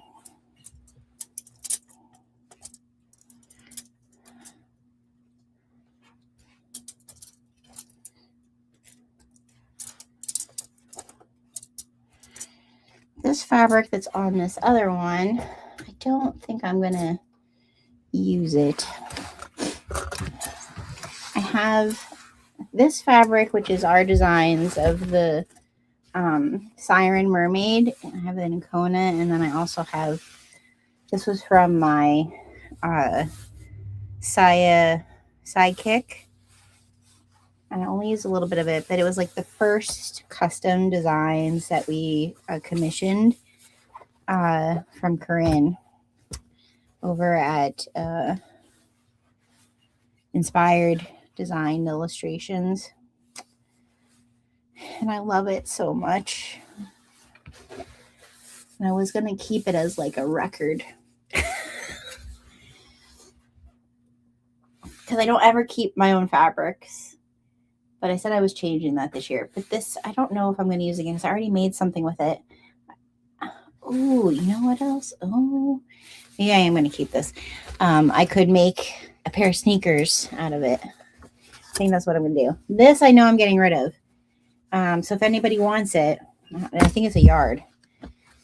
It's Star Trek. I had an idea for a bag I was going to do. It's floral Star Trek. My husband is more the Trekkie than I am. I could make something for my daughter with it because she is more of a sciencey Trekkie girl. Maybe we'll keep it. I pre-ordered this. I don't even remember what the name of the company was. It took forever to get here. It's a cotton canvas of some sort. Keep it, not keep it, keep it, not keep it. I think I'm keeping it. I think I'm going to keep it. Keep it. I'm sure there'll be something else that I decide to make my daughter, but it's been here this long. Let's just keep it. I'm going to put all of this on the same, but I think sneakers with this would be with my Siren Song fabric, and because I could fussy cut little things out of the lake. Yeah. Okay. We're keeping it. We're going to put it on the bottom rung. If it doesn't happen this year, it might happen later. The next time I go to, I haven't been to the new Potter World. So maybe the next time I go there, I'll make myself a pair of sneakers before I go. All right. And we're keeping this because we said we're going to make something with it.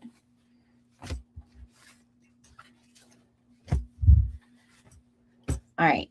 Now, I have other fabrics over here. These, I want to make something with these too. These I got from my friend Jordan. They're Rifle Paper Company. They're so pretty. So we're going to put those on here. Put those kind of actually look pretty together.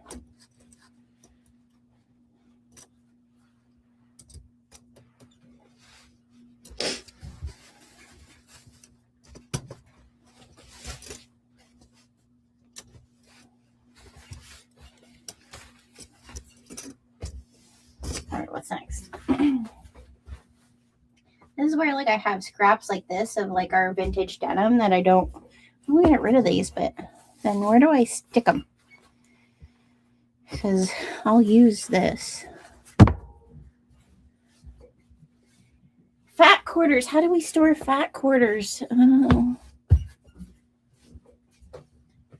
If you didn't know, we have new fat quarter releases every month now that we're doing, where you get 2 fat quarters and a tag together. And then we also have our book lover panel of the month, which we have until next month, but I don't have any designed for the next couple months. So I either need to decide, are we keeping that every month, or are we saying, we're going to do something different.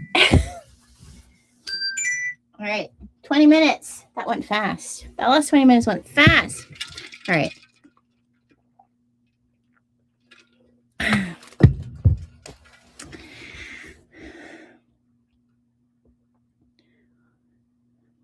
Jackie, I'm a Nana and I'm not old. You're not old. We're never. My mother-in-law was, because we were young parents. My mother-in-law was a young mom herself. She was 18 when she had my husband.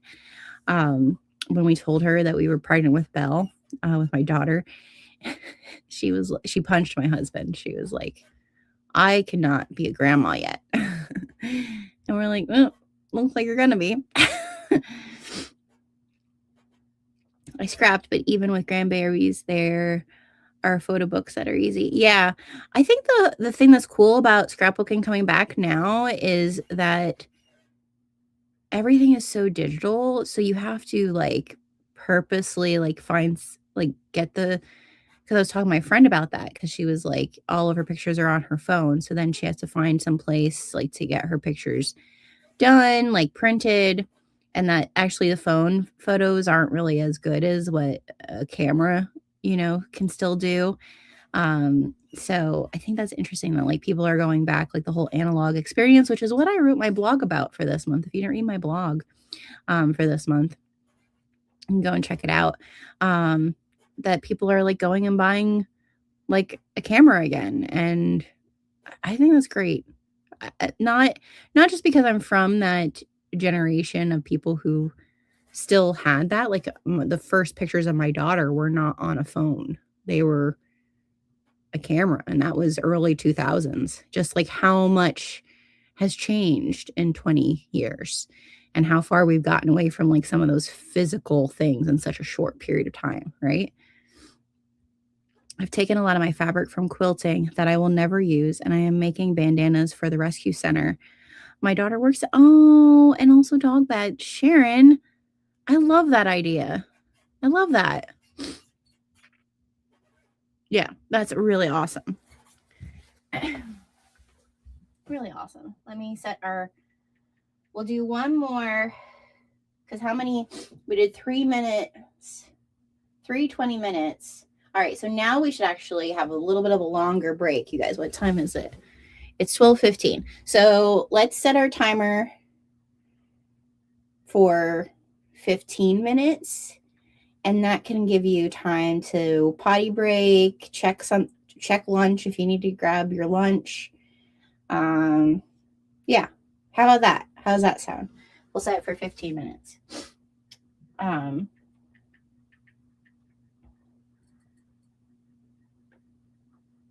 right. And I'm actually gonna just keep plugging away at mine, in all honesty.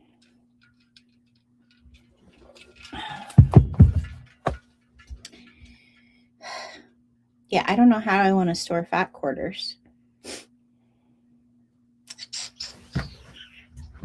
I don't have any baskets. I really don't like baskets.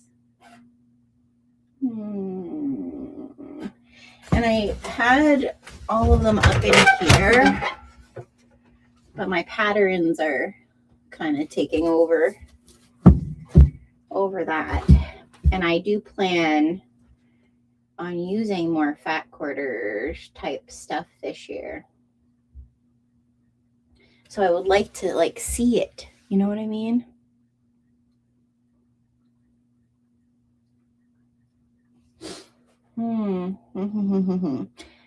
You know what I could maybe do? No, I use that a lot too.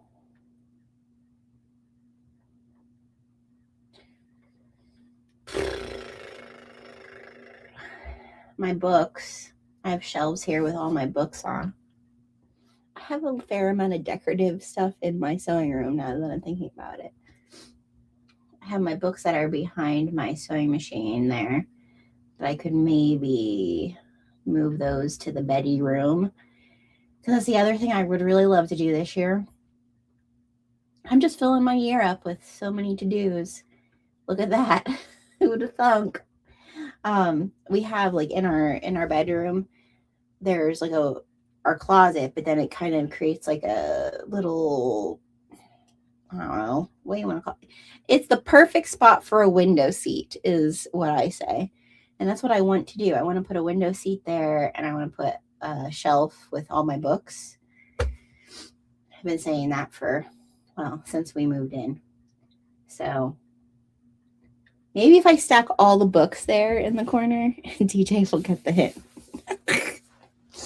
I think that's what I'm going to do. I'm going to take the books off of the shelf there because I don't read in here. I don't know why they're in here, just for decorative.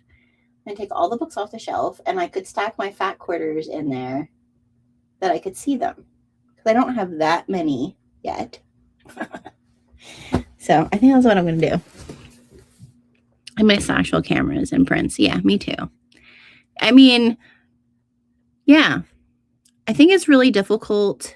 Like I was thinking about this the other day when I posted the little carousel with the Feel the Love thing over on our Instagram. If you saw it, there's pictures of me and DJ. I think it was like 2014 or something. I won at like a Chinese auction a photo session with like a really big photographer from our area, and she came to our farm and took those pictures of us. And I was like thinking to myself, I was like, gosh, like that, even then, like you got all of the photos. Like it was when photos were, if you got them taken, they just gave them to you on CD. And you didn't actually, like you could go and get prints made if you wanted to. But they were like all of us, like just me and DJ. So it was like, and I love those photos of us. But I always feel weird, like just a picture of me and DJ hanging up like in our house. I don't know why I feel weird about that. I know a lot of people have pictures of themselves. Like pictures of me and DJ and the kids make sense to me hanging up, but just the two of us by ourselves, I don't know why. I'm weird. So I don't know. I feel like those are photos, like I said to myself the other night, I was like, I should have these in like physical. Like those are ones I would put in a scrapbook if I scrapbooked. Anyhow. Yeah, I don't know what I'm going to do with these two. I want to hang these fabrics up or do. You don't have to hang all the fabric up. I also feel I wish I had more. I have so much vinyl again. You just need to sew more. Okay. So do I want, because these are ones I'm going to use soon. I need to make a soon list, a never list, a, these would be good. Check out this Cynotype. This is coming in March. Here's a sneak peek. I did Cynotypes of vegetables from my garden. Like this is like a kale leaf, corn. Here's a like cherry tomatoes over here. I'm so excited for those to release. That's going to be fun.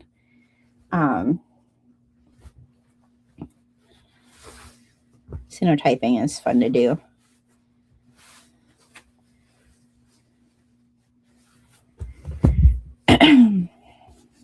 Have some Café. That's a fat quarter. This is all stuff that I could use in my FPP. Here's more of what is this? This is stuff I got from, I don't know what I want to do with these.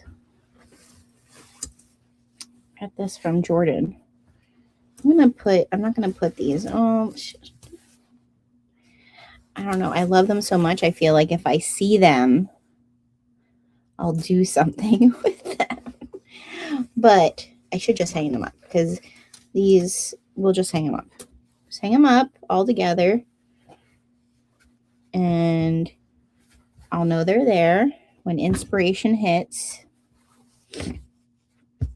I'll make something with them. Okay? We're just going to, when inspiration hits, they'll be there. Jenna, it's okay. You can pet them and then put them away.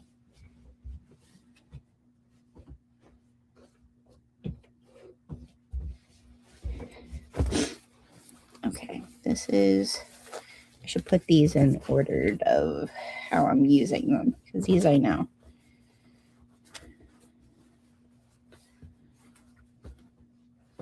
Yeah, every month we're going to have something we call Heritage Designs. So you can pre-order them in Yardage if you want.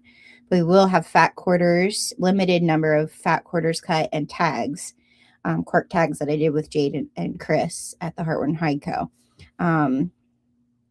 So those, oh, I don't have the other ones. Oh, no, here they are. Those will release every month. So we're going to be doing something with those each month on the channel. So those I need to stick someplace. This was a print that I was going to do and then never did anything with it. It's like floral butterfly.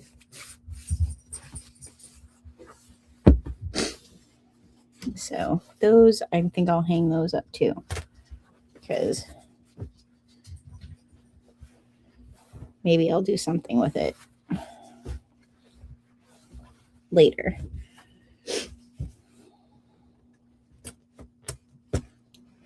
Okay.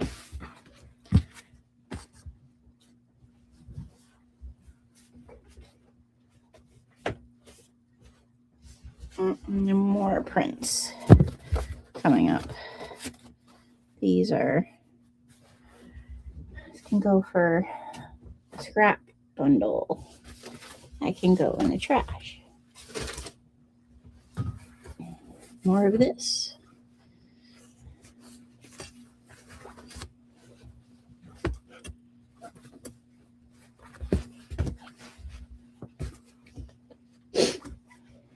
Okay. That's all of that now. All right, we still have the other side. Should I put this leather there? I could do that.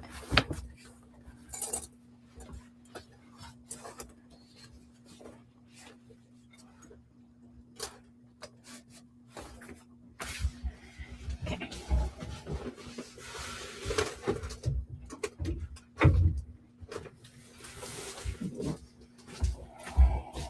Apparel fabric.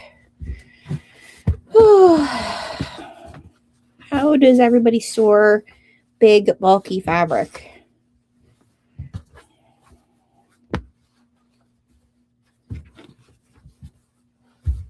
I should really wash this and then it will be ready because I have other stuff that needs to be washed. I'm going to put this to be washed.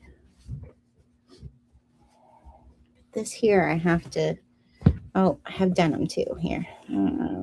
I'm probably not going to, I feel like I've used so much of this and I have, this can go in a bundle too.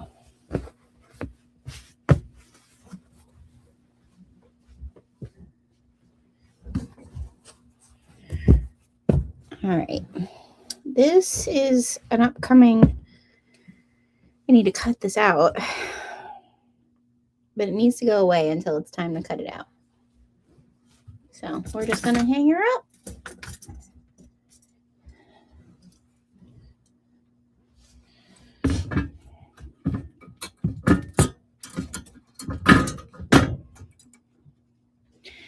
store bulky fabric in plastic bins, but it's not ideal for me. I forget I have it.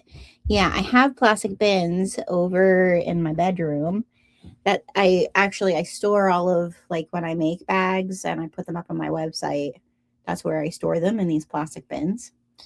It's not ideal. I mean, for that, it's kind of nice because I package them up and it keeps all the dust and everything off of it. But I do forget that they're there, you know? And then when I go to add a new bag, I'm like, oh, I have all these bags. Jenna, you need to do a market where you sell some bags. One of the reasons why I need to do a market this year is I also have way too many things that I've made. Sometimes they sell on my website, but that's not like my main, like I'm not focused on selling them. So,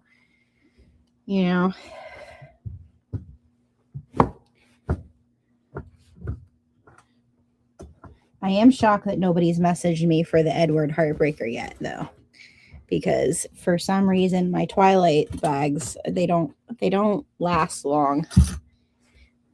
That fandom is we're a little nutty.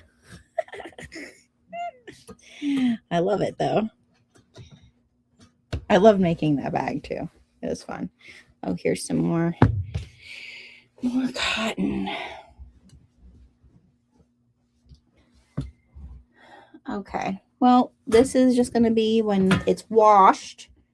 This is the washed one. I am excited about sewing more apparel this year. Okay. Come on. Get in here. And I have a whole extra one. I can buy more fabric. I can go shopping in my basement. All right.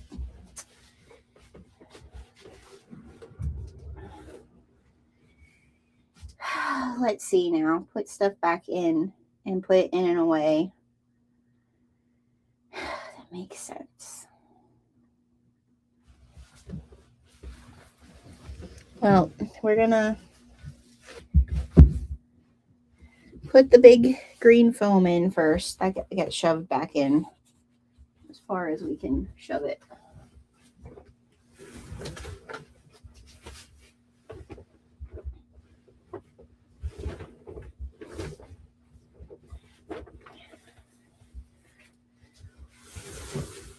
Okay.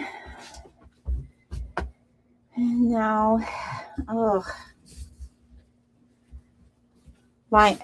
love the vinyl from Sailrite, but these long rolls kind of, you get a lot. A yard of vinyl. The price is right on that. AI is also an issue for photos too. I never thought about it. Yeah. Ugh. Technology is both a blessing and a curse, you guys. Everything comes with both sides of the coin,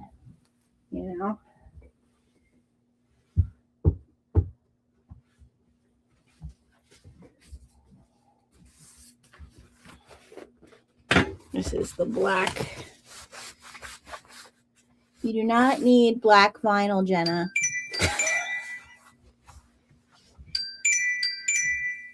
All right, that was the 15-minute break that I didn't take. How we doing? How's everybody doing? What have you got done? Because we're now at the 12:30 mark. So we have 1 more hour left. What have you accomplished in our time together so far?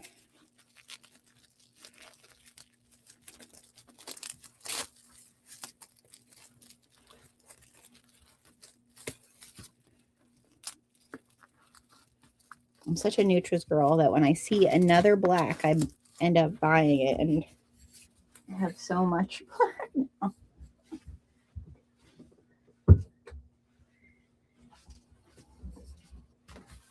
This is the blue from my Twilight Phase bag. I love that bag so much. Jess did such a good job on that pattern. I would make more of them. the Wish tote. I use mine a lot. This needs to be tightened up a bit.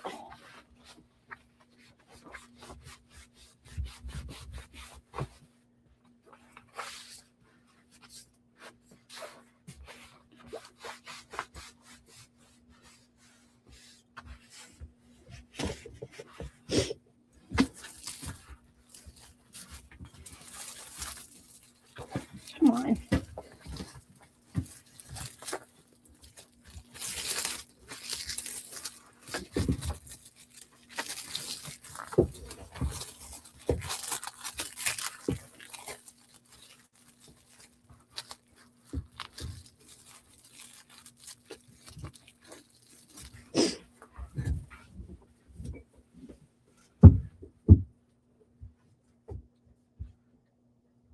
Gonna stay. Okay. Interfacing and batting. The two things I use the most of. It's just gonna go right back in the closet, Jenna. I don't know why you're looking at it like there's another option. Because there's not. There's not another option. I think I'm gonna stick it. The only option is to stick it on the opposite side.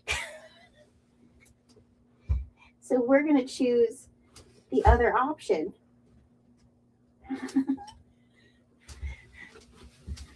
Oh.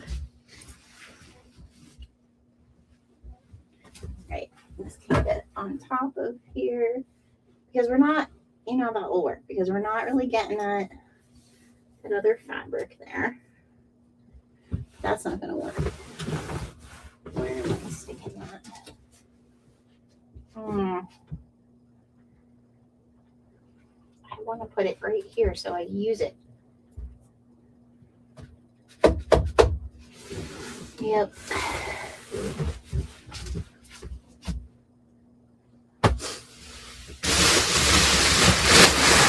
Now I know this is here, so I can use this up for my next stuffy.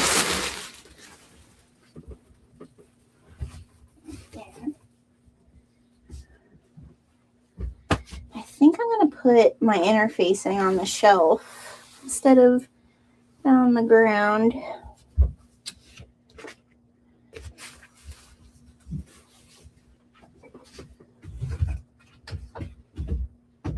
And I'll grab it. I'm always like digging around for it. So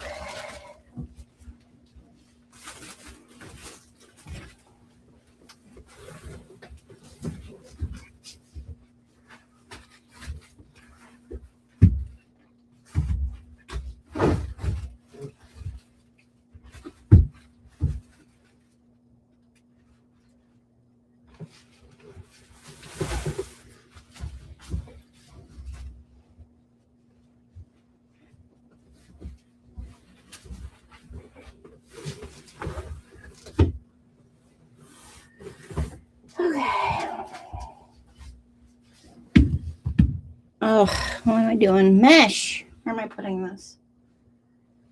Just hanging it up, I think. It's, well, you know what? I'm going to stick it. This always gets lost. I'm going to stick it here. I don't use it that much. But when I do want it, I'm trying to find it. Now that just fell over. Okay. I'm kind of losing steam. Anybody else losing a little steam? But I want to keep going. I'm going to keep going. We got this. Nicole Sorting Patterns. Bless you, my child. Oh. All right. We're going to set another 20 minutes. I feel like if I do the Pompodoros, it keeps me going. All right. All of my project bags Do you stick this back in the closet and ignore that it's there? No. I already said I'm not going to do it. So we're going to... It is a shame. I mean, look how detailed I was there with that.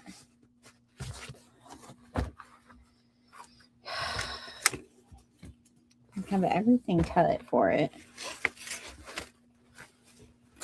It's like almost done. I just didn't put it together.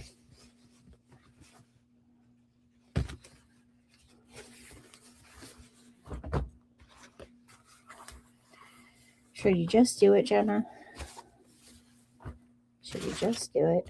Oh, I didn't make the one rolled oh no, did I make both rolled handles? And attach them? No. I think that's what made me give up was the rolled handle. I wasn't like super happy with how that situation turned out. Yeah, that's why I still have the piping stuff in there. Okay. Yeah, maybe I want to keep it. Maybe we'll do a whip. We'll do a like whip live where we do that. We set the timer and we say, okay, you need to grab one of your whips or one of your UFOs. I'm saying the wrong thing. One of your UFOs. You needed to grab one of your UFOs and finish it. Maybe we'll do those types of lives this year. We're gonna keep it because when you look at how much work you put into something, you might as well put the rest of the work in. All right, so we need to hang up these other projects in an order of some sort. Maybe what's this one? Those are my quilts. I want to do that first, and then I want to make these. Okay, put this together.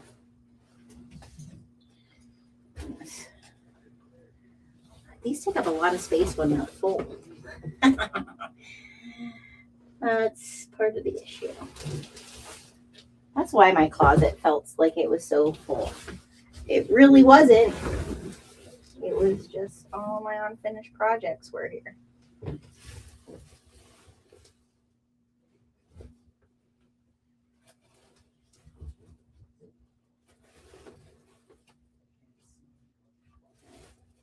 And in there like that.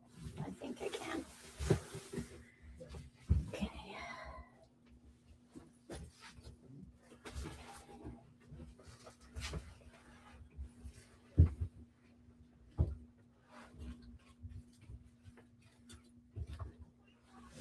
Okay. And we have one empty project.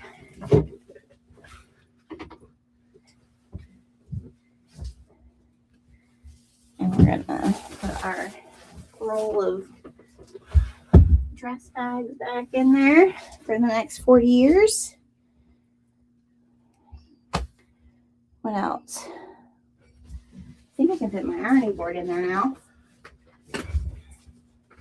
Look at that.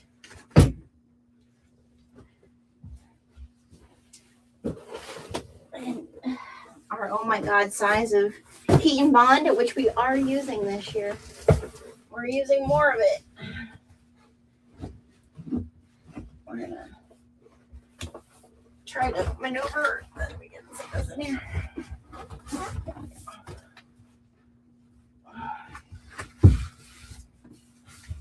Stick it with the interfacing. There we go. Okay. All right. I wanted to get that closet done for sure today, and ta-da! It's done. Oh, all the kids are awake now. They're harassing each other. Okay. Now, what's the next attack plan?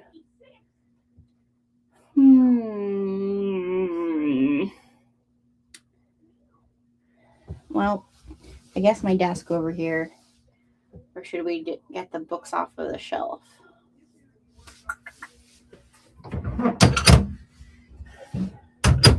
don't even want to look at the zippers. My zipper area is a mess. Okay.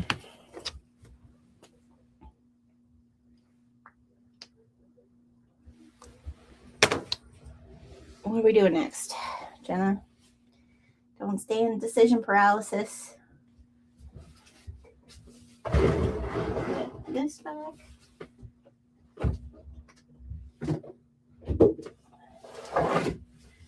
Okay. Let's do the desk because that's where I work a lot and there's a lot that needs to be moved around a bit. So, all right, I have this fabric. I should hang this fabric up. This is all Twilight cotton. I am going to do, there is a pattern, there's an FPP, but I don't think I'm doing the FPP. I have to ask Jordan. This is a project Jordan and I talked about doing. It's TVs, and we're going to do a Twilight TV quilt top. When I say we, I say me and Jordan said we were going to do this because these designs are so good. It'd be cool to put them in a TV. So I have all of those, and I thought since I'm a fan, it would be cool to have that for myself too. So that's what all of this fabric is. And then I thought I would either border it or back it in the Bella bedding fabric. So maybe it is an FPP. I need to ask Jordan. We have the pattern seat that we're going to use. So I should hang that up because I'm not necessarily working on that right now, but it is something I do want to at least start it this year.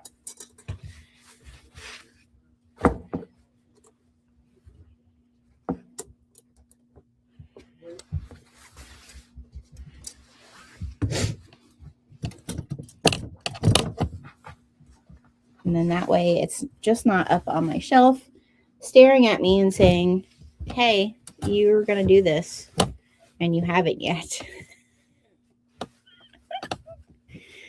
So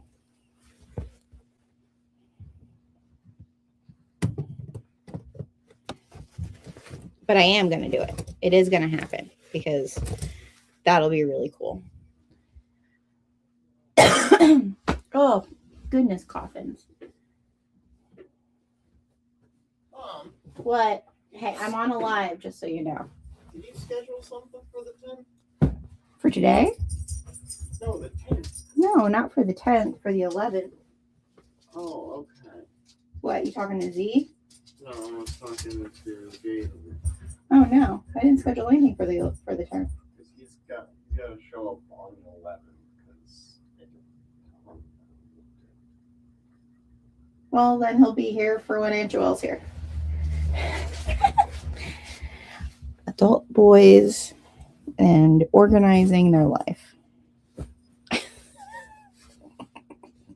I want to keep this. This is actually our Fat Quarter pack for this month. They're so cute. One of our artists for this year is Junebug Darling. She has the most whimsical, cute little designs. Look how stinking cute this goosey fabric, spring goosey fabric. Oh my gosh, I love them so much. As I made my one FPP block out of it. And then the other one is also hers, and it's chickens in rain boots. Oh my gosh, it was adorable. So those are the Fat Quarters, and then the tag says Backyard Coop Club, which is fun if you're a chicken or goosey lady. If not, we still love you, but I'm a chicken and we used to have geese. We don't anymore. Okay, that goes with my fat quarters. This here I'm going to use for an apparel thing. So I'll actually just put this on here.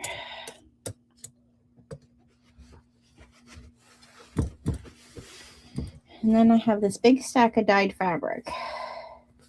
There's my Evie. I want to embroider that. What am I doing with dyed fabric? I feel like my dyed fabric stash should go someplace I see it, so I can feel accomplished and not jump over my accomplishments. Anybody else do that? Nah, that wasn't that amazing. You didn't really do that. This is a scrap. Am I going to use it? Probably not. Tag. I'll put my broom in the closet.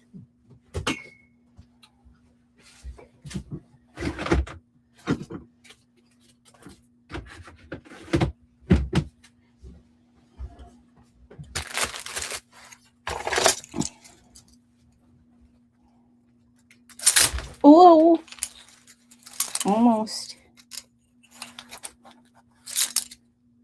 I'm putting this on here before it gets lost. Okay. Now, dustpan, where it belongs. Oh. What do I do with this? This was my test planner when I switched to Laurel Denise. I took some of it apart. I really didn't use hard, so I'm so sad. But I got it at it was a deal. So it shouldn't be. There's like I don't really want to pitch it. Like I could maybe use. Will I use this for anything? Oh, I know. I'll give it to my mom. Give it to my mother-in-law. When she's doing her resin, she needs like paper to like lay things out on. That's what I'll do. I'll give it to her. She'll use that.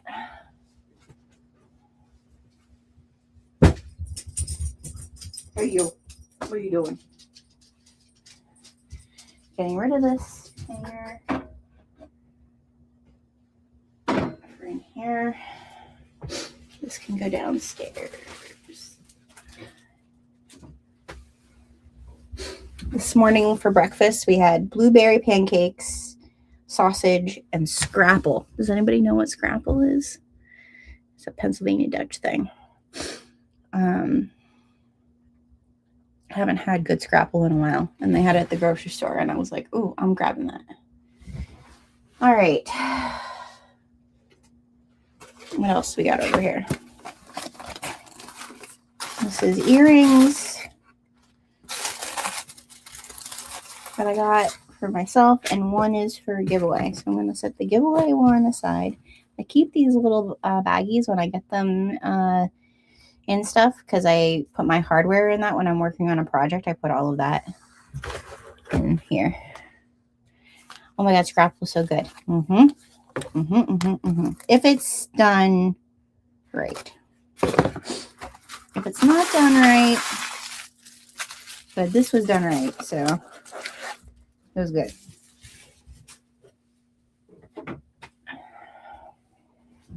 All right, I have my little thing of giveaway stuff over here for now, so I'm gonna stick that there. What do I do with these? I clean my glasses every morning over here, so I should set them with my glasses cleaner. But I need to dust the shelf, so.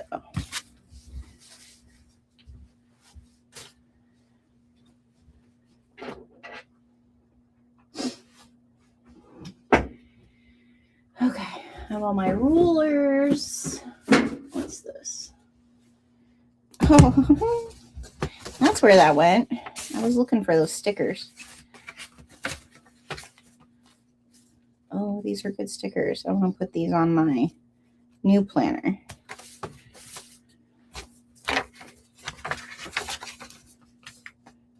What's this? That's just a receipt. Okay.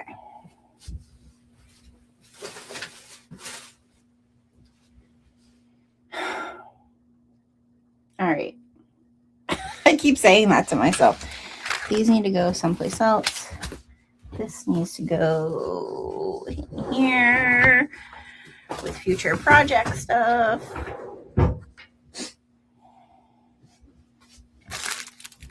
This is a future project too, but it can go there.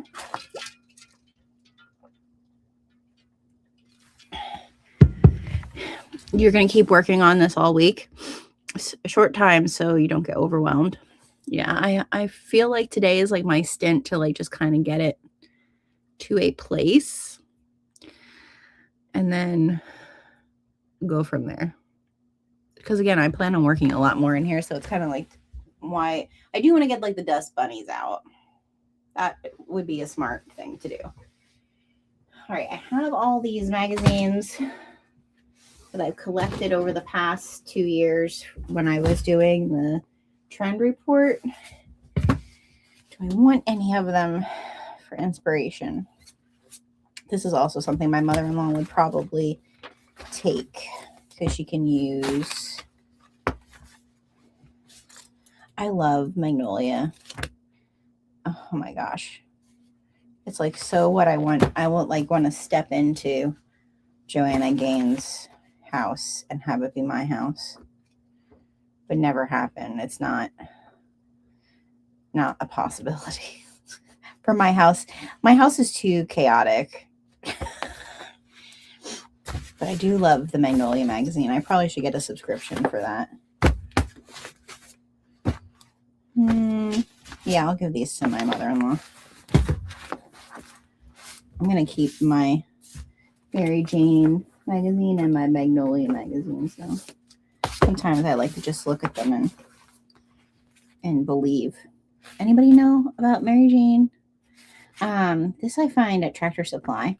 I've seen it at Target too, around here. Mary Jane's Farm. But it has like recipes and then like different, like this one had a bunch of like thrifting things and vintagey stuff. I'm keeping that. All right, and so making a pile for my mom. We always joke with my mother-in-law. We always joke because she'll come here and she'll hand me things. She's like, just jumping off my junk to make it yours, and then I'll do the same thing to her. My mother-in-law is also a February baby. She's at the other end of Pisces, and I'm at the beginning of Pisces. So we like really, we work good together. All right, what else here? I have my planner from 2024. That needs to get. Anybody keep their planners? If you're a paper planner person, I have a drawer filled with my old planners. It's kind of like what I changed to when it came to scrapbooking. I like changed from scrapbooking to like planner journaling. I'll keep these.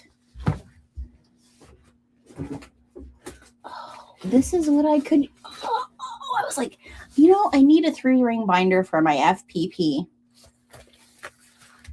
I have an empty 3-ring binder. Yay.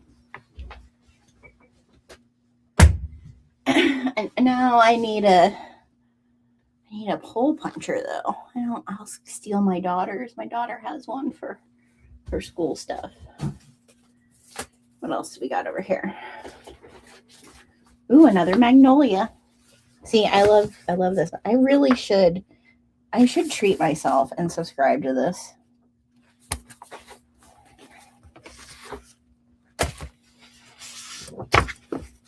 Because I'm keeping those this year. Yeah, because this is like summer 2024 I have. spring 2025, fall 2025. I wonder if the spring one has come out. And then I have all my manuals. Where should I put my? Should I leave? I feel like this is a good spot for them though. Yeah, these are gonna stay. And have my notebooks. Those are gonna stay. Okay. What's this?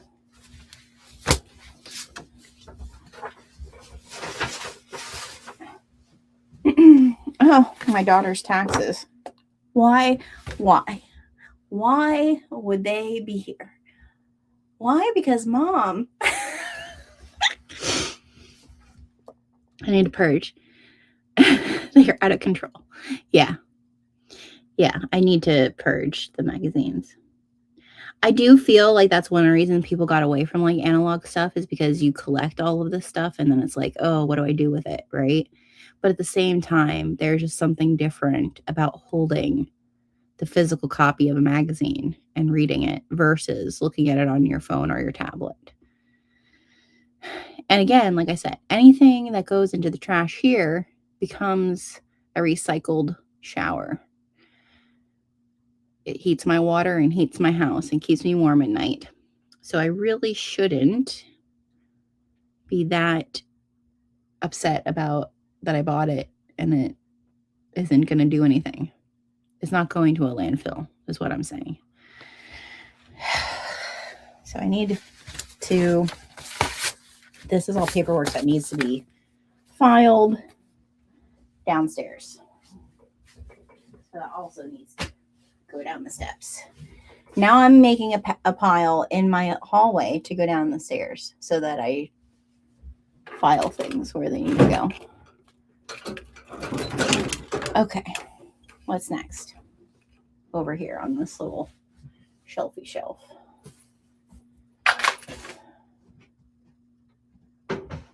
Oh, my trinkets. I have trinkets here now. This can go downstairs.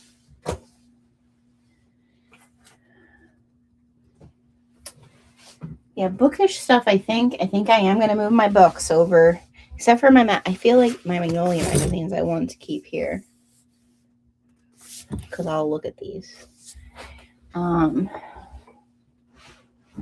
Yeah, we're definitely getting a subscription, at least for this year, and I'll see. I don't know. I have other things here that I never used. Does anybody use Ribbon? Is Ribbon a thing that people still use? Because I looked at maybe getting ribbons for the shop, but I don't know. Like of our like exclusive designs, I could get them printed on Ribbon. I don't know. Probably not. I don't have room for any more stuff. Change. I have change here.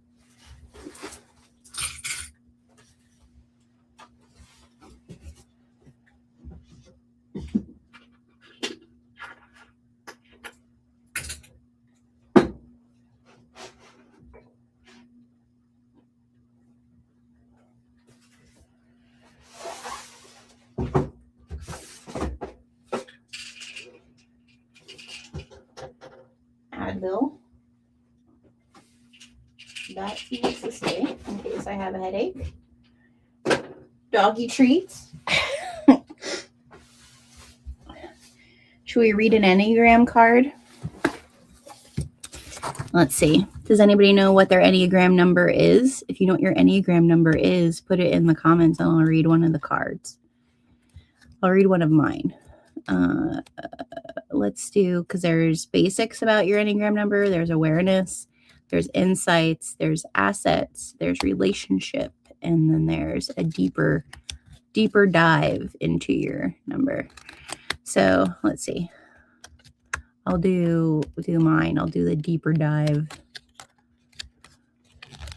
Where's 8? There it is. Okay. Priorities for the 8. Keeping order and control. No, duh.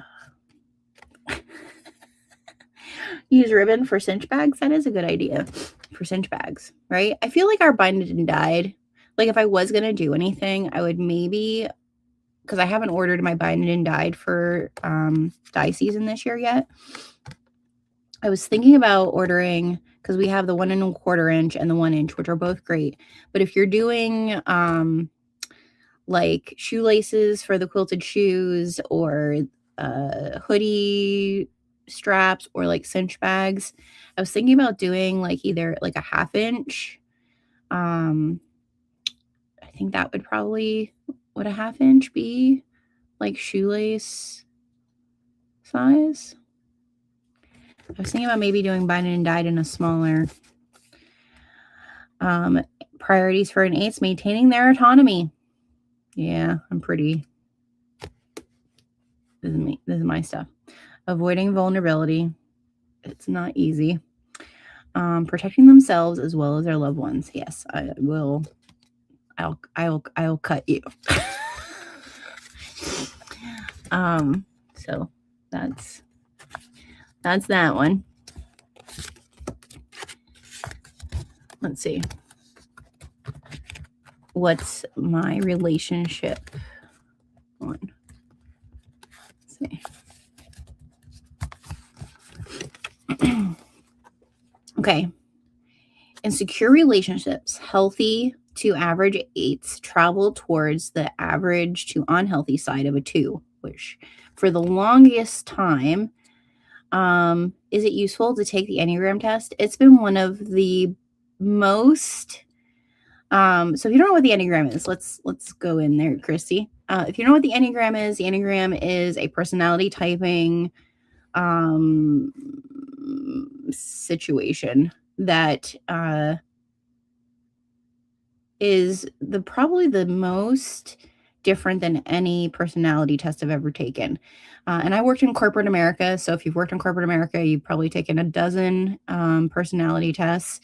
But all of them always felt like it grouped you in like this little box that said, which I'm an 8, so I would feel that way because I don't want to be told like this is who you are and you can't get out of this box. But I always felt like it really didn't do anything to help you grow personally. It was like, or even to help you grow in relationships with other people. It would tell you like, oh, well, this is how you would work with others. But it really doesn't help you how to get better at that, right?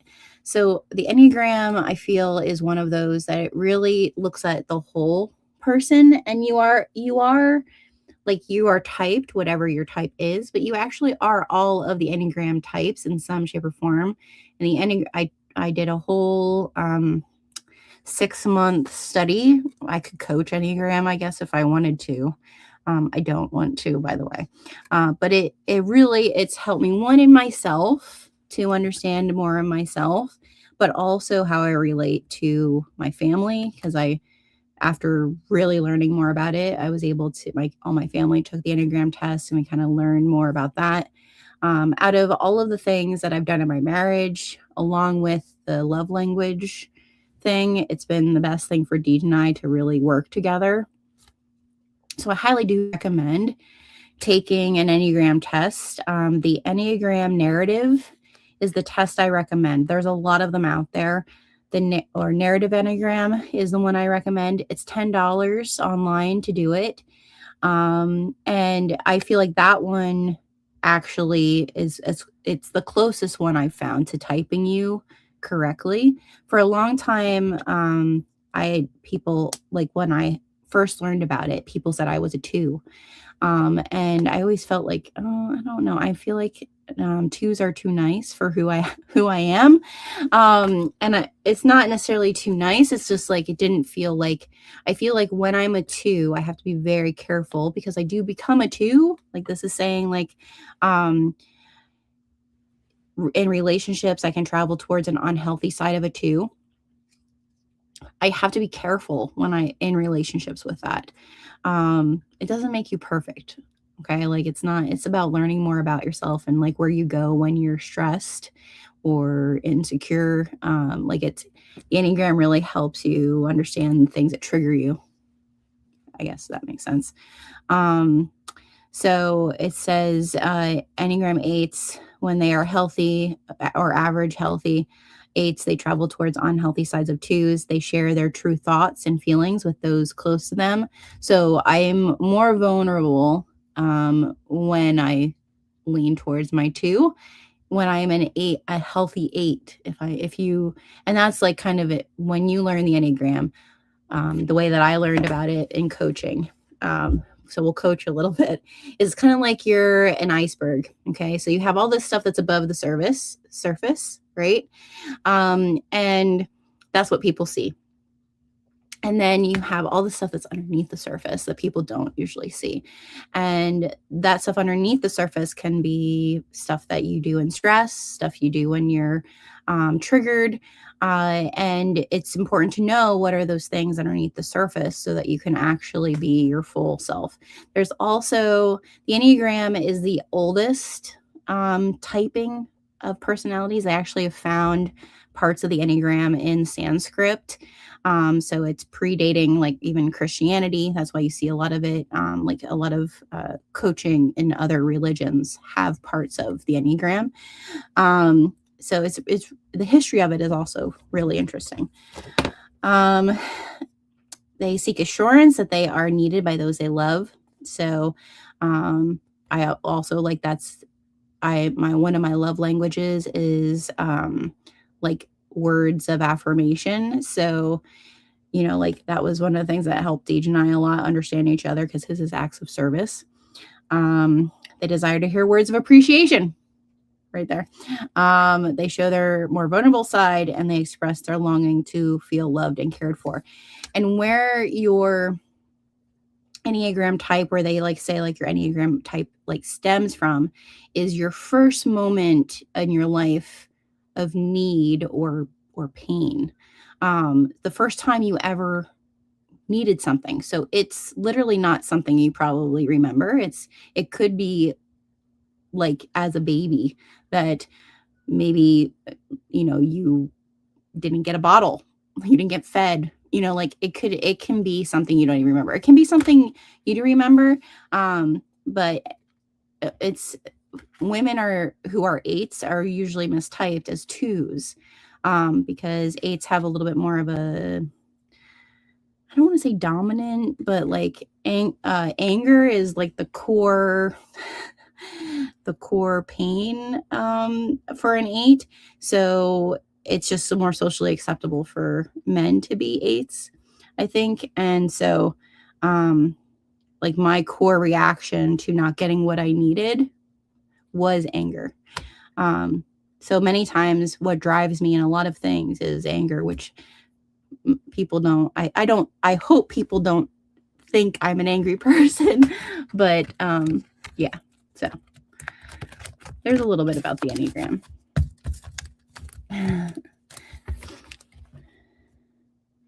Oh, it's the narrative Enneagram. Narrative Enneagram is the test that I recommend.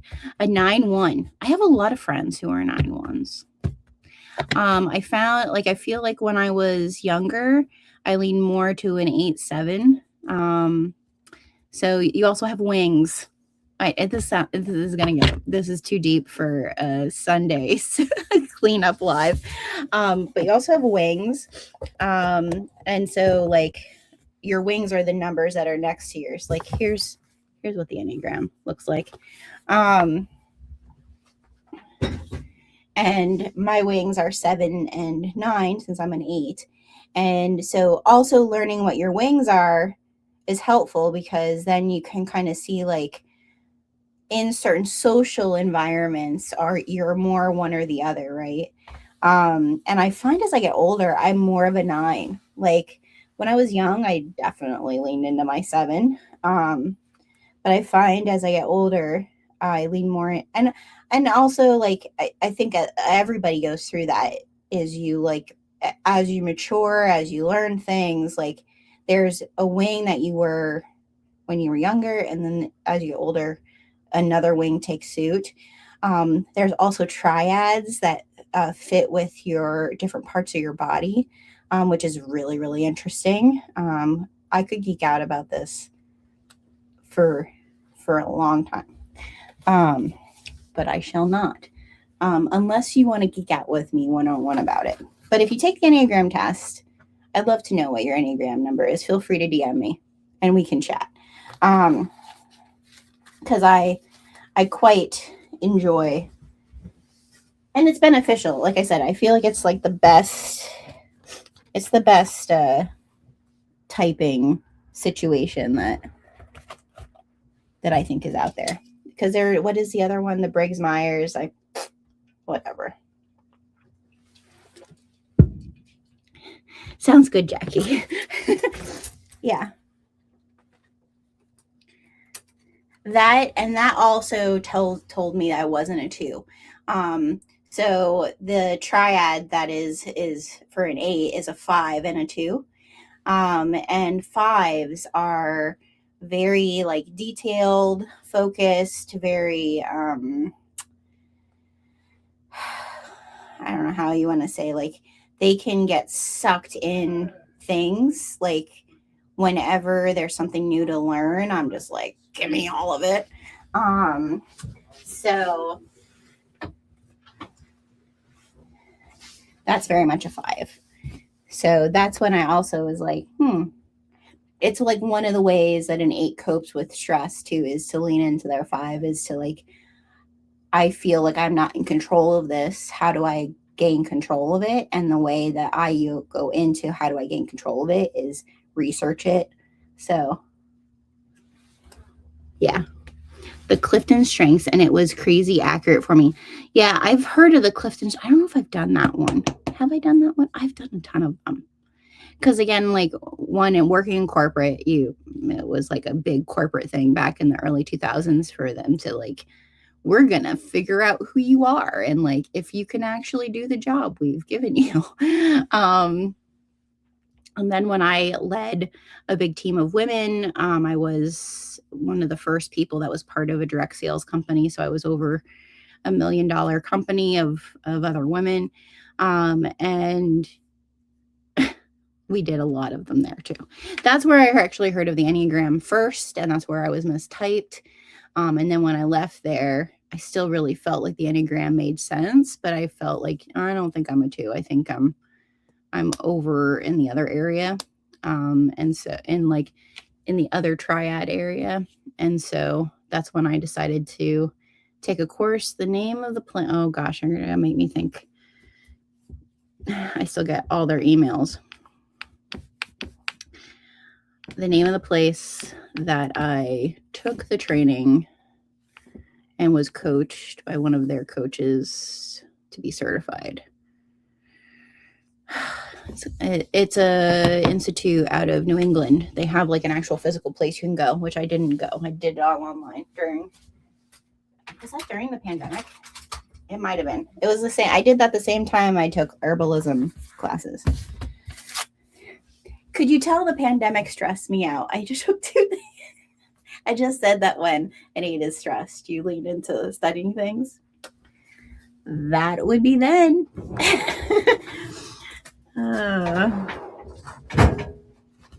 This has been fun, you guys. I've actually really enjoyed doing this live.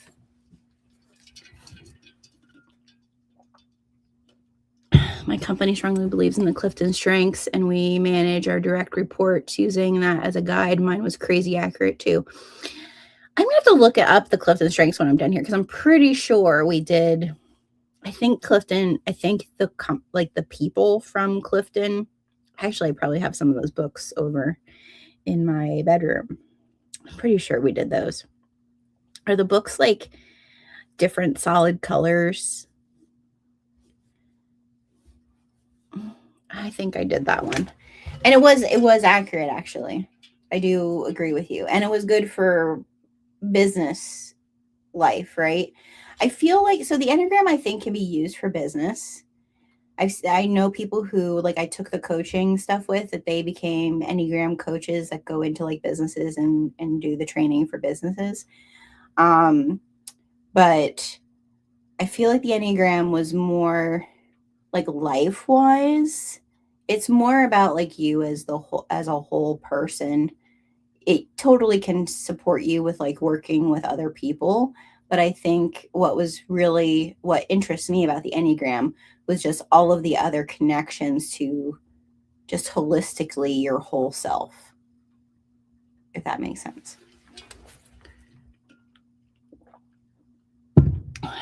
Yes, I think I did do. Yes, the Strengths Finder thing. Yes. I know what that one is. Yeah. All of them interest me. But as an 8, like I said, there was one reason corporate didn't work. I did it. I can say I did it. I don't like being told. I don't like being told what to do. Ask my husband. Oh, and I have these Tullibee vinyls. And I don't think I have any room on my vinyl thing to put them. Maybe. Let's see what we got here. Oh, I have 3 spots. Can we do it without the whole thing falling? I think we can.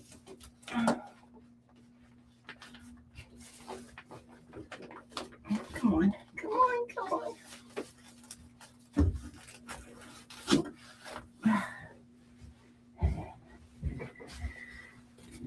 Yeah. I mean, maybe someday, maybe when I retire from this business, I'll be an Enneagram coach.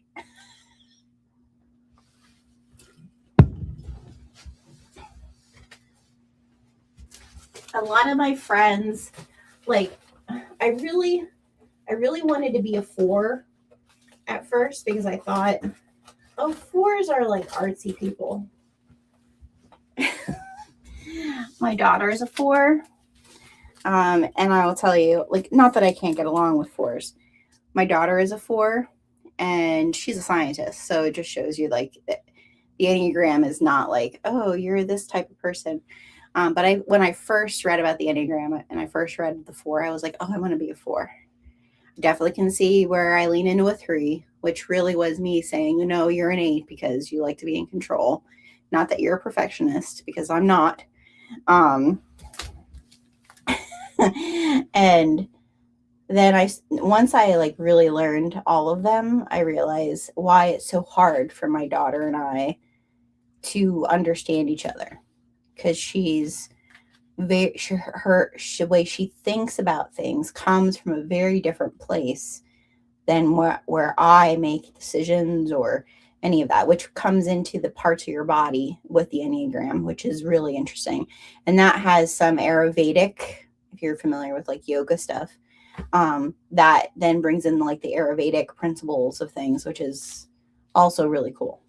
So I highly recommend, if there's anything you want to learn for self-help for 2026, I highly recommend the Enneagram. All right, we need one more slot. What do we have? We don't have one more slot. We don't have it. I guess this one is gonna go in here. Oh gosh. This is very cool. Oh, Chrissy, I'm glad that it kind of interests you. Maybe sometime we'll just do like an Enneagram chat and I'll put in the links and listen. Yes, I run a business and yes, I sew, but there's so much more to us than what I think. That was, that is something I feel like this past like 3 months, to be really honest with you all, and here's some vulnerability. I'll be vulnerable. I can do it. I was really struggling, you guys, with feeling connected, but not feeling connected to people through this stuff. After Salty Sews and like being with so many people, and like if you were at Salty Sews, one of the things I did on the very last day is I made everyone, well, I didn't make everybody, I asked people, do you want to take a picture with me? And I didn't do that because I feel like I'm a celebrity or anything. I did that because one of the things I felt when I was there was like, this is part of like what I love about the community is like all of us need each other. All right. Like we all care about what each other is doing. And even if it's just in like the smallest capacity, right? And I really, I don't know. I just felt like things were becoming, maybe it was just me on my end, and this is not a critique of anybody else's stuff. I just didn't want it to become superficial like that. That I was just doing this to sell products because that's really like I never. It's like one of those things, one of those reels where you see like if you would have told the 20-something me, like I do this because I love designing things, I love sharing things, I love seeing other people create art, like, but I want to do that with you, and so I will gladly do an Enneagram live, and everybody go take the test, and we'll talk Enneagram and geek out together. I'm on board. Because yeah, there's so much about me that I've not shared here. That also would be a very good practice in me being more vulnerable. What is this? All right. This is my Wheel of the Year planning sheets from last year. So that needs to go. Where's my 2025? Is this 2025 or is this 2024? That's 2024. Where's my 2020? Oh, 2025 is here. Okay.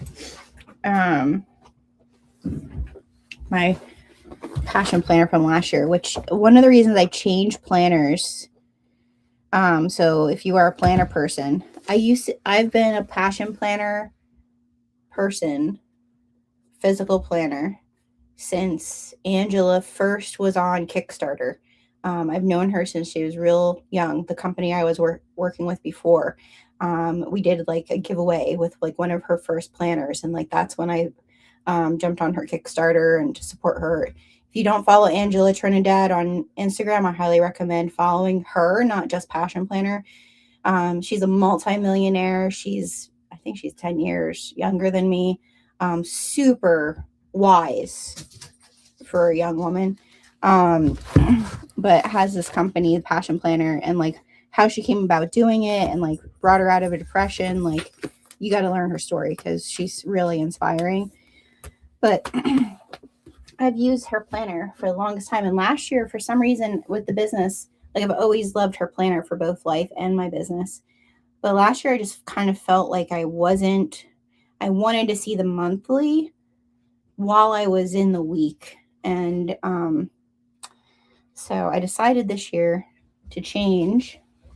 And that's why I bought that planner for 2025. Like one of the, if you want to try to do a planner, one of my tips would be in like September, October, go look at like the planners you're looking at and see what they have on sale, because they usually do a sale to get rid of like their old stock before the new calendars come out, new planners come out, and you can usually get them on sale. So you can test them to see like, is this going to work for what I want? So I decided to change to Laurel Denise, which this is the Nancy, which allows you to like see your month with your week. So it has like, this is the week, this is the month, right? So I switched to them for like my like life and work planner, because usually every Monday morning, it used to be every Sunday morning, but now that I do this on Sundays, I usually do every Monday morning. But since I'm doing more pre-recorded stuff, it might go back to Sunday. But I would sit and like kind of look at my month and look at what needs to happen for the week or what I want to happen, because I'm an analog baby and I still like a paper planner. So that's what I'm using this year. It's my first year that I'm not using Passion Planner, and I kind of feel sad about it because I like supporting Angela. But I also, the other one that I love of theirs, and I have them in here, I should get these out. Because for journaling, because I do like to journal, I like having a journal practice. Is their daily, is the Passion Planner daily. So I probably will, maybe I'll pull that back out and start doing a daily planner, because I do, there's only one of those in there. I also do a card pull every I'm like an Oracle deck card pull. One of my good friends is the Comfy Cozy Witch, Jenny Blonde. She has a podcast. She doesn't live too far from here, and so she just came out with a cozy Oracle deck, which is really fun. So I do that. It just helps me stem like planning, journaling entries. That's what I use it for. All right. Where are we at? 3 minutes, y'all. 3 minutes. I love meeting everyone at Salty So's, Jenna. You gave me the most authentic hug and one-on-one attention. Aw, Stacy. I love that. Thank you. Well, it's real. I don't know. I feel like sometimes how do I want to say this? Sometimes I forget that I have experienced a whole lot in my young life. I'm going to be 45 this year. So I feel like sometimes when I say I've experienced a lot, some people can be like, oh, well, you're only 40 something. How could you experience a lot? But I've been through a lot in my life. And I have a lot of different things that I've experienced as far as like the human experience that I don't share all the time.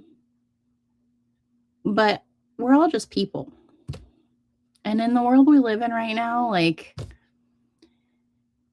it's so easy to get pulled into like things of like, oh, like kind of like typing people of like who, but we're so multifaceted. Like we have so many things, and you only have one little blip, no matter what you believe.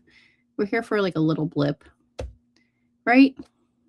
Like, it's just love people where they're at and keep doing you. Keep focusing. Like, I think the biggest piece of wisdom that I can take out of my life, and like the thing that kind of helped save my life of like putting me on the right track, was other people investing in me, like caring enough about me, even when maybe I didn't care that much about myself or others, to be like, no, I care about you and I'm going to invest time in you. And then 2, me being aware that there's so many things that can pull you in so many different directions, so many things that can pull you down, that if you just find one little piece of joy during the day, then you can give that to others. And so that's how I try to. I'm sure that there are people that think that, I don't know, like, don't think that about me because it's just the world. But I'm glad you think that, Stacy, because genuinely I do. I am a caring human being. I used to do daily carb pulls. I need to start again. Yeah, I feel like, I guess it's a witchy thing, but at the same time, like my mom's mom. So on my mom's side, we have Indigenous heritage. One of my great grandmothers, like 6 back, she was one of the children that was kept by the farming family that is my family, to keep her from the Carlisle assimilation school. Also in this area, if you're familiar with Pennsylvania Dutch, like powwowism, my grandmother used to, I don't know if she would have called it that though, but it was like passed down stuff where like you chanted, like if someone had a stomach ache, you said a chant. Like it was not necessarily witchy, like what we like witch talk. I don't know how to explain it. It's just things that were passed down. because she really didn't have her culture when she was taken in. So anyhow, there's little things that, like, as you get older, you reconnect with things that make you more of the person I guess you're meant to be, right? There is. I mean, everything is made up. No, I don't. Listen, I am one of those people, like, whatever you believe, I try very hard with what I do in the social environment. I'm one of those where whatever is your thing, I would never. Whatever is your thing is your thing. Whatever is my thing is my thing. Just be a good human. That's all that matters, right? All right, so we're over our time, but here I'll share before we go. I'll share, like, I have patterns printed off here that are coming up. How we move back to some sewing talk. So first, because this is all stuff that has to be cleaned up. So next Sunday here on the channel, I have a pre-recorded video coming out for this is the cutest little sucker. So we are doing the chicken caddy. Look at this stuffy. So I have these on my website if you want to buy one, or you know somebody that might want to buy one, because I went crazy and made a ton of them. But I think they would be great for markets. This is the chicken caddy. So it's just a little chicken pincushion, but then her wings on either side can hold like a sewing tool. And so this is next week's little sew through tutorial. I'll tell you right now. So, because again, I'm an exennial and I have issues with technology.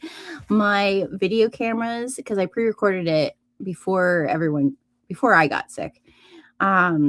And I didn't have my sound on. I went to edit the videos and there was no sound. There was a sound coming out of my mouth when I realized there was no sound. So then I was like, oh gosh, I don't want to. And I was starting not to feel good at that moment. And I was like, I can't re-record these. So there is sound, but it's voiceover. So it actually turned out, I feel like if you watch my videos from there, do you need felt for them? So yes and no. Stacy, I'll come back to that. Oh, I'm so glad, Chrissy. I needed it too. Even though I can't see you guys, I needed it too. Anyways, what was I saying? So I did a voiceover. So I kind of went step by step as best I could. So it's not a hard pattern, you guys. And Jody gave me a discount code. I think it's Thunderbird in all caps. I'll double check that on my phone quick before I leave, that you can get the pattern at a discount. I want to share that today. And she said it's good for as long as the video is up. So it'll be good forever. But she's from Australia and she does all stuffies. You should go. And if you buy more than one pattern from her website, I think you get a discount anyways. So we're making this next week. Get all those scraps that you're finding, set aside the ones you want to turn into chickens. And then I do share in the video, I do share a link to get the little snips. Like if you want to make these for markets to sell with like the snips in them and the little pins that I put in the top. But yeah, this is what we're making next week. And so she in the pattern, she calls for felt. Okay. So I bought felt off of Amazon because I didn't have any felt. But the first ones I didn't use felt because I didn't have them. And I was like, I don't have any felt and I want to make this pattern before I make the video. So this one actually is made with some of my denim scraps. And what I did is I just took some of the Heat and Bond and I kind of made my own felt, like for them. I don't know. Both of the other ones I have up here are felt, but I also used some flannel with the Heat and Bond and I just like I cut two and ironed one to the other side. Do you know what I mean? So yeah, this is next Sunday. Then somewhere this month, Jordan and I want to do an apparel sew. I don't know if we'll actually do it live or if we'll just do it together and then show it, because we promised each other that we were going to set aside every other month to do an apparel sew for sure. So next month is the actual for sure apparel sew. But we want to make, look how, this is why I need to put up my projector. This is how thick this freaking, we want to make this round C romper. So with Spice House fabric. So that is on my table. I have the other video, like I said, that's coming out this month.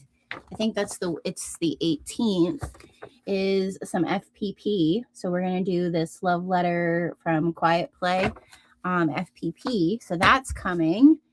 And then the last video for this month is the Heartbreaker, which again, their Heartbreaker blind date sewing kits are up on the website now in our Feel the Love pop-up shop. And it's free shipping in the pop-up shop until the 9th. So anything you spend, if you spend $50 or more, you get free shipping. So if you get the kit, it's free shipping. I feel like that's one of the things I want to try to do as much as I can this year. Not necessarily the pop-up, but like to be able to offer you free shipping. Because I feel like, I mean, I have to watch, obviously. We have to make money. But I think it's nice to be able to get that when you want to make something. So I'm going to try. I feel like that everybody seemed to appreciate that. So I'm going to try to do that. The other thing, I just printed these off last night. The other one, which this one too is on sale right now. So if you want to grab it, this would be for February. We're going to do, this is my bag for QuiltCon. This is the bag I want to make for myself for QuiltCon. It's the Can Do Crafters Carry-All Tote. So I just printed that off last night. So if you go to her, I don't know if she has it on her Instagram. She might. If you go to her group, I think it is, or her Facebook business page, she has the code to get I think it's 20% off. And then I have another pattern here that was gifted to me that is a pattern that's coming out this month from my girl Minnie in the Mountains. So there's a little sneak peek. So I think I'm going to try to make, it's like a wallet. It's like, which we all know me in wallets. I don't do well. But we'll see. We're going to try. And I was thinking if I can make this as my wallet for my bag for QuiltCon. So that's also there. And then the other thing that's happening, this is going to be a video for February, but it's like a sew through video. It's a big undertaking, so it won't necessarily be a tutorial. I'm making applique jeans for QuiltCon, and it's all tie-dyed. It's all dyed fabric. I'm quite excited about it. I don't know if I want to show it. I'm going to wait. Just so you know, I'm making myself applique jeans, and I'll have a video for that next month. So that's what's happening. Stacy, I have a whole bag of stuffing I need to use, and somewhere I have lots of felt sheets. Well, Stacy, it's time to go. Time to go clean things out and find your felt. It's funny because I bought that felt. I have no clue actually where I stuck that the other day. Because like when you buy the felt from, like, at least from Amazon, it comes in like the plastic sleeve. And then as soon as you open it, you can't get it because it's so tight. You can't get any of it back in. And I shoved that somewhere. So I have to look where that's at. All right, you guys, I'm going to go. I'm probably going to keep working on this throughout today because that's what I had planned. But this was really fun. And I really appreciate you being here with me. So definitely make sure you like, Make sure you subscribe if you're not subscribed so that we can hang out the rest of 2026 together. Head over to the website. Go check out the Feel the Love pop-up shop. It's only open until the 9th. Like I said, free shipping over $50. And then December 10th, because our die drops changed to the 10th of every month. So then December 10th will be our new January die drop.